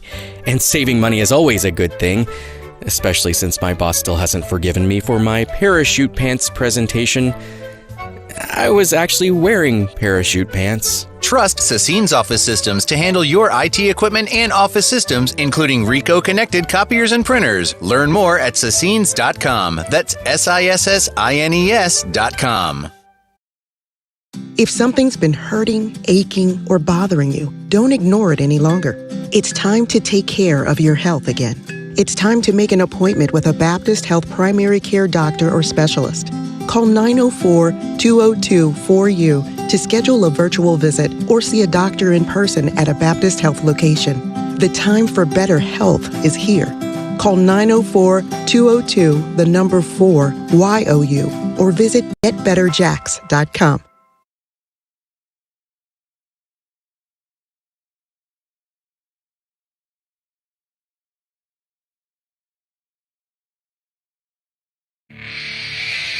JP Shadrick with Mike Dempsey from TIAA Bank Field in Jacksonville. The Publix Tailgate show continues ahead of the Cardinals and Jaguars in Week 3. Kickoff time set for 1 o'clock. The inactives have come down. There are 5 men down today for the Jacksonville Jaguars, and it's not good in the secondary. Cornerback C.J. Henderson has been on the list all week with a groin issue and an illness. He is inactive today for this game. Trey Herndon still won't make it out there today either. He has a knee issue, and Herndon was limited all week in practice but unable to go today. He's out. Jordan Smith, defensive end and outside linebacker, out today. Roy Robertson-Harris was on the injury report all week with an ankle issue, limited Wednesday, Thursday, and Friday in practice. He can't go today. Roy Robertson-Harris is out. And Jay Tufele, the defensive tackle out of Southern Cal, the rookie, will not play today either. Philip Dorsett II, wide receiver, elevated from the practice squad and available for the Jaguars in today's game. Mike? All right, well, first off, for the Arizona Cardinals, DeAndre Hopkins is active despite dealing with a rib injury that caused him to miss practice all week. He will be suiting up for today's game. Among those who won't be include a pair of former Jaguars, cornerback Luke Barku and tackle Kelvin Beachum, both out for Arizona today. Quarterback Chris Streveler, running back Eno Benjamin, another corner Tay Gowan, wide receiver Andy Isabella, and linebacker Victor Dimukeji are all out for Arizona today. There you have it, the inactives for today's game. PRI Productions, the Southeast full-service event company, has everything you need to bring your next idea to life. Visit PRIProductions.com and learn more. Let's go back to the broadcast booth. Jeff and Tony are back with us. Frank Frangie in for the first time, and it is time now, Mike, for Fantasy Picks week number 3. Yes, it is. All right, last week, Frank Frangie took it down with a cool 72 points, I believe was his total. Kyler Murray, Christian McCaffrey, and DK Metcalf were the 3 that Frank had. Meanwhile, Jeff Logman earned the first pick this week on the strength of Tyreek Hill only posting 5 to go with Tom Brady and Nick Chubb. 52 points for Jeff last week. JP, you and I tied with 55, but because I picked ahead of you last week, you'll pick ahead of me this week. Tony Baselli, meanwhile, with 63, good for second place. JP still in first place overall, yes, with 142. Frank's at 119. I'm at 118. Tony Baselli moves into fourth place with 105, and Jeff Logman bringing up the rear right now with 101 points. And Jeff, you have the first pick this week. Yes. All right. I need a lot of points. How about Patrick Mahomes? Mahomes. All right, Mahomes off the board. JP, to you. Yeah, I mean, this is I can't do it. I got to go Josh Allen. Josh Allen. Okay, we're going all in on quarterbacks early. You know what? I'm going to follow suit. I'll take Lamar Jackson. Dang it! That's a tough break, Tony. You're up, though. That's the good news. Would it be bad if I took Lamar Jackson? It'd be terrible because you get 0 points because I just took not Lamar Jackson. I mean, would it be bad if I took Kyler Murray? Yeah. Kyler Murray. Yeah, they'll take your name off the wall. I will make a phone call as soon as you make that pick and have your name removed from the stadium. All right, I'll go Derek Carr. Carr. All right, Frank. All right, I will go. I go back to back here. All right, I will go Nick Chubb, and then I think I will go Davante Adams. All right, Davante Adams for Frank. Tony, back to you. I mean, this is too quick. I don't have time to do this. I got to figure out who's who. His internet's not that fast. I'm going to go Darren Waller. Okay, Darren Waller. Going with a tight end there. A lot of touches. For me, I'm going to go with Miles Sanders at running back this week. JP, back to you. Give me Tyreek Hill. Tyreek Hill. Look at that bounce back. Jeff, need your running back and your pass catcher here. I will take Austin Eckler. Okay. And I will take Cooper Kupp. And JP, back to you for running back. Give me Derrick Henry. He's going to keep on rolling this week. Derrick Henry probably needs a break from all those carries he had last week, I'm guessing. I'm going to go, tough. I'm going to go with Justin Jefferson at wide receiver. Tony, need a running back from you? Yeah, I know. Take Jonathan Taylor, man. Who? Jonathan Taylor, running back for the Colts. Or Chris Carson from Seattle. Either one of those guys, I think, are going to be. Why are we helping Tony with his picks? What are we doing? Well, his name's on the You've wall. had all week to study, Tony. Well, I'll go Jonathan Taylor. Unbelievable. Honestly. What are we doing? Frank Franch, you need a quarterback. I will go Tom Brady, please. Okay, Brady. Heard of him. He needs a break. Versus the Rams. All right, Jeff's got Patrick Mahomes, Austin Eckler, Cooper Kupp, JP with Josh Allen, Derrick Henry, and Tyreek Hill. I have Lamar Jackson, Miles Sanders, and Justin Jefferson. Tony goes with Derek Carr, the previously unheard of Jonathan Taylor, and Darren Waller. And Frank's got Tom Brady, Nick Chubb, and Davante Adams. I'd wish you all good luck, but I wouldn't mean it. Who is that guy? Jonathan Taylor. And by the way, the wire-to-wire is still open for me. Absolutely. Yeah. JP, 23-point lead, JP. Tony, I could do it. JP, there's the one thing I'll guarantee this year is that you're not winning. You are the worst. You choke at some point. You know that you're going to do something stupid. We all know it. You'll fall apart. But that's okay. We still love you. You can mark that right now. We'll play it back in week 17 when we go through. Well, it'd be week 18, whatever. but that's okay. Either way. How would you know? You might not be ready with the running back week 17. There's a good chance I won't be. That's right. Fantasy picks are in. Tony and Jeff are out of here. And it's time now to visit a little longer with Frank Frangie, the voice of the Jaguars, joining us in the booth, getting ready for week number 3. Another home game. Beautiful day for football today, Frank. And just got to get something going on offense today. Stay on the field, maintain some drives, and let Kyler Murray sit over there and sip some Gatorade today. Boy, that's the game plan, JP. You're dead on it. Man, it is a beautiful day. It is 80-some degrees, low 80s. It's gorgeous out here. Literally not a cloud in the sky. It's that gorgeous today. You're completely right. Yeah, that's right. I mean, the Cardinals average 36 points a game. That's second in the league. They've got great weapons. Kyler Murray's played at a high level. The more he's not on the field, the better. So the Jags need to drive it. I agree with you. Drive it slowly if you can. You can't always control that. But, yeah, that's a big, big key today, without a doubt. Frank, this week Urban Meyer talked a lot about having a great locker room and camaraderie and chemistry and all that stuff. Do you think this locker room is convinced that after struggling offensively for the first couple of weeks that they can go out and match points with the Arizona Cardinals? You know, Mike, I don't know that answer. But I do. But back to the first thing you said. I do think, look, it was a 1-15 team last year. It's going to take a while to build it. And while you build, that can be hard. Players like to win. It's hard going out there and you lose, and you come back to the locker room and you practice all week, and then you go out again and you lose. And I do think having the locker room on the right page matters, and I think he's done that. So I believe him on that, Mike. I think it's a great point. I think he has. Do they believe they can win? Most pro athletes generally believe you can win the game. Most shooters generally think they're going to make the shot. Most hitters generally think they're going to get a hit. So I think they're a confident group individually. Do they believe they can win this game? You'd like to think so. But, yeah, it's a huge challenge. Nobody's going to debate that. And a huge challenge for the Jags today. Frank Frangie with us in the broadcast booth. Trevor Lawrence, 5 interceptions so far this year, a couple in the second half last week, trying to push the ball down the field. That's been the big talk this week. How do you balance it out a little more on offense, first off? But for Trevor, at least throwing the football, maybe he's left some things short in the passing game that are out there. But you don't want to become Charlie check down either, right, Frank? You know what, JP? I think correct. I think this is such a learning process for him. I've said this before with you guys, and I've said it during the week and whatnot. Every game Trevor Lawrence has played in, just about, before he got to this league, not only was he better, but his players were better than the opponents. I got to believe most of the Clemson receivers were better than the Wake Forest defensive backs, and I think it was that way at Cartersville High, too. And he's had to adjust. Do you try down the field? Well, you got good cornerbacks covered and fast safeties. Do you maybe check down a little bit more? I know that's been the narrative all week. Check down more, check down more, check down more. I kind of agree with what Baselli said earlier with you guys. Let him just play. I wouldn't mind a little freelancing. I wouldn't mind a designed run.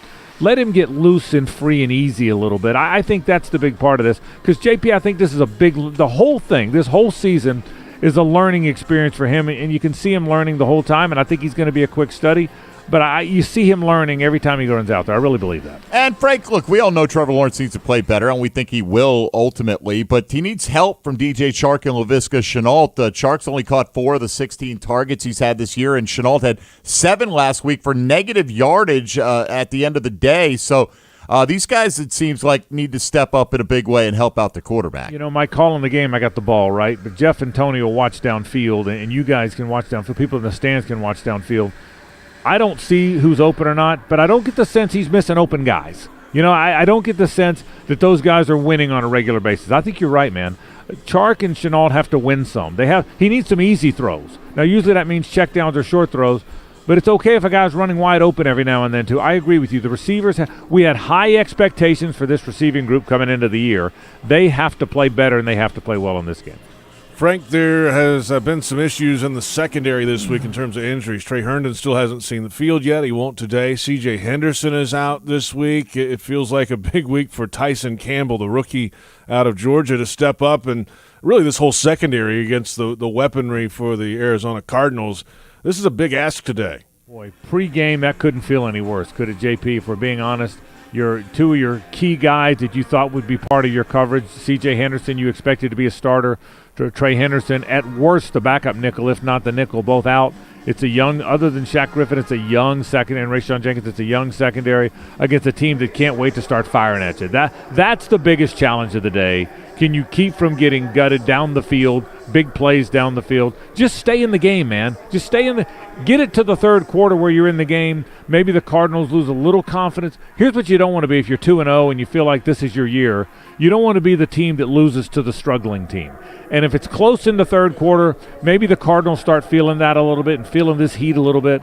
That's I think the recipe, JP. Stay close, keep the game close in the middle of the third quarter, see where it goes. Frank, well done as always. Have a great call today. All right, fellas, thank you. Frank Frangie out of here in the broadcast booth. Up next in the Publix Tailgate Show, a visit with the Ozone. Jaguars.com senior writer John Oeser joins us from upstairs here at TIAA Bank Field. We'll get his final thoughts ahead of Week 3. Countdown to kickoff on the network begins at noon, a little over an hour away now from Week 3. Cardinals, Jaguars coming up, and it's the Publix Tailgate Show on Jaguars Radio.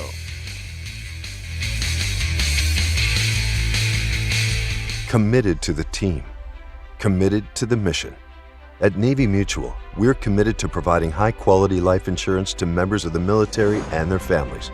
So our policies have no fine print and no military service restrictions.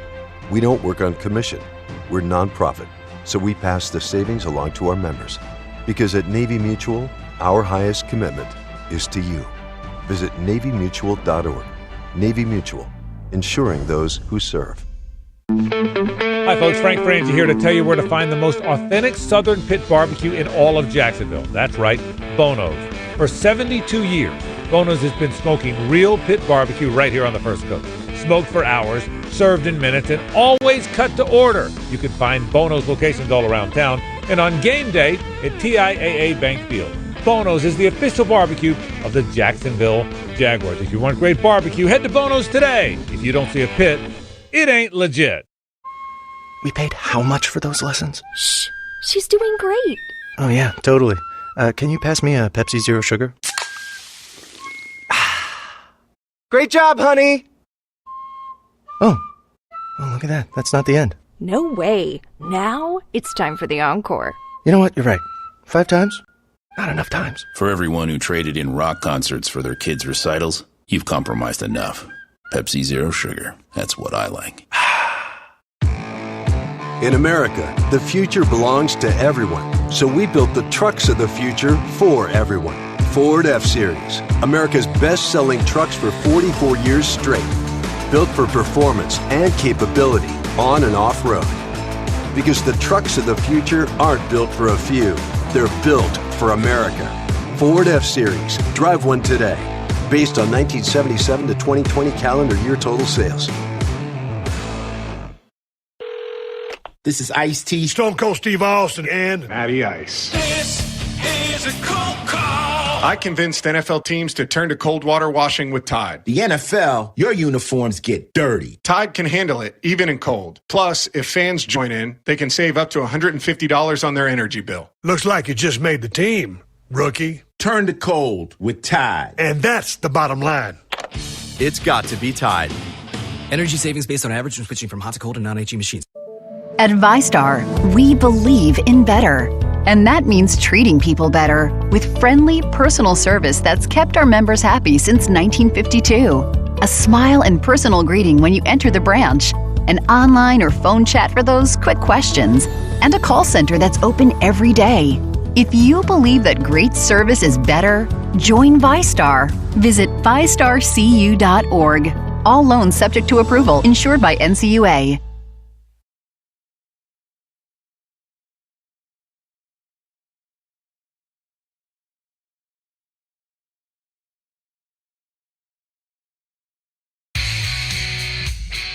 Final moments of the Publix Tailgate show. The Cardinals and the Jaguars coming up at 1 o'clock in Week 3. Season tickets, single game tickets, and group tickets. They're all available. Be a part of the new era of Jaguars football and own it. Visit jaguars.com/tickets or call 904-633-2000. They may be the final moments of the Publix Tailgate show, but they're some of the most impactful with the Ozone. This broadcast is ozone friendly. Jaguars.com senior writer John Oeser tells it like it is. How is it today, John? Well, JP, you say final moments. I say finest moments. So there you have it. That's another way to go about it. Right there for you. How concerned are you with all these cornerbacks down today for the Jags? Well, very. I mean, this is I've talked to you guys all week about it. You and Mike. It's a matchup that's scary because of Kyler Murray's ability to extend plays anyway. It would have been scary with their full matchup of corners. And now you're going into the game with 4 corners active against the wide receivers. The Arizona Cardinals, who DeAndre Hopkins, I have not seen the Cardinals inactives, but the tweets this morning indicated that he would try to play. He's active. Okay, so thanks, Mike. That's great news. But even without him, they're good. Christian Kirk and A.J. Green still capable, and Rondale. I mean, it's a tough matchup because you could easily see Kyler Murray, who can extend plays against anybody. We've seen it already against the Jags this year. Teams extend plays, throw deep. It's been teams' MO against this team. It's about as scary a matchup as I can imagine. I guess the good news is, guys, sometimes when matchups are this scary, they don't work out because it's the NFL and things don't always go the way you think they're going to before the game. But that worries me. Well, we are worried about containing Kyler Murray and the pass rush for the Arizona Cardinals here, John. So what is something you feel confident the Jags are going to be able to successfully get accomplished today? Let's see. I've got to think that they're going to be able to run the ball because odds say they're not going to get away from it or have to get away from it 3 weeks in a row. It feels like such a storyline and such a focus. I think they'll be able to run as long as they either A, stay committed to it or are able to stay committed to it, depending on what side you come down on. I think they've wanted to. I think they've had to get away from it because of what they feel are game circumstances. Can they push through that and get it done? I guess I'm saying that because I don't see any other way for them to stay in it. I'm very hopeful they can do that for the Jaguars' sake. You'd sure love to see it if you want this team to win. Jaguars.com senior writer John Oeser with us. Special teams. You caught up with Logan Cook this week. That's one of the positives of the special teams units. He leads the league in gross average and net average this year. The Jags had a 102-yard kickoff return for a touchdown last week by Jamal Agnew, but they are over in field goals this year, John. How do you get that sorted out with Josh Lambo? Yeah, you saved the elephant in the room for last, obviously. I mean, it's been very, very good on special teams, except that he's missed, and when he misses, you're not scoring points with that unit. And this team, it showed last week, it's not a good enough team right now to leave points on the field. They left 6 on the field in the first half. Different game in the second half, at least in the third quarter, if those kicks go through. If you're asking me how to get inside a kicker's head, I've been trying that for 27 years, Jake. I mean, Good luck. Careful what you wish for. I think the thing to do is what it sounds like Urban did this week. Hey, Josh, you have made 76 out of 80 before I got here. You're clearly a great kicker.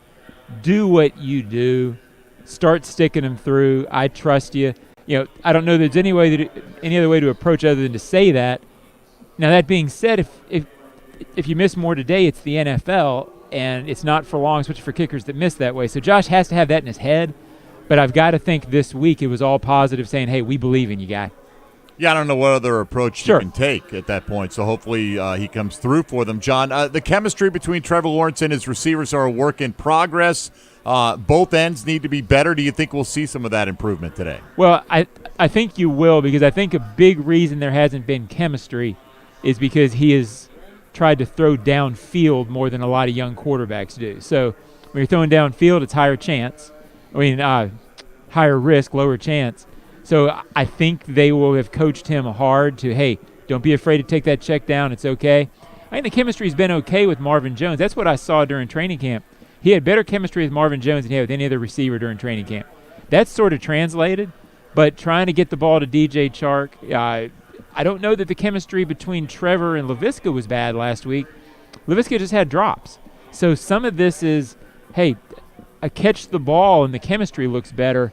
But I think overall, dialing it back a little bit, throwing a little shorter might make that chemistry we're talking about that we haven't seen show up a little bit. And run the football a little bit today too would help, right? Yeah, no doubt. I mean, it's such an obvious theme that sometimes you forget it going into the game, but I don't think they can forget it this week.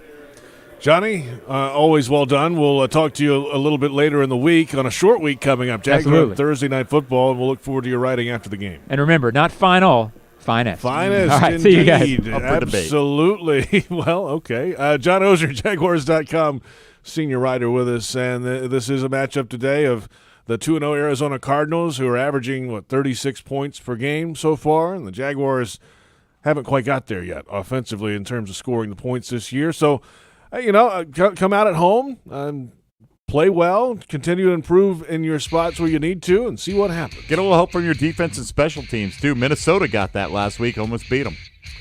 That's it for the Publix Tailgate Show. We'll return with Jaguars Radio Network coverage. Countdown to kickoff featuring CBS Sports senior writer Pete Prisco, pride of the Jaguars running back Fred Taylor, and we'll have the final word before kickoff with head coach Urban Meyer. We're an hour away from week number 3, the Cardinals and the Jaguars coming up. And from TIAA Bank Field in Jacksonville, this has been the Publix Tailgate Show on Jaguars Radio.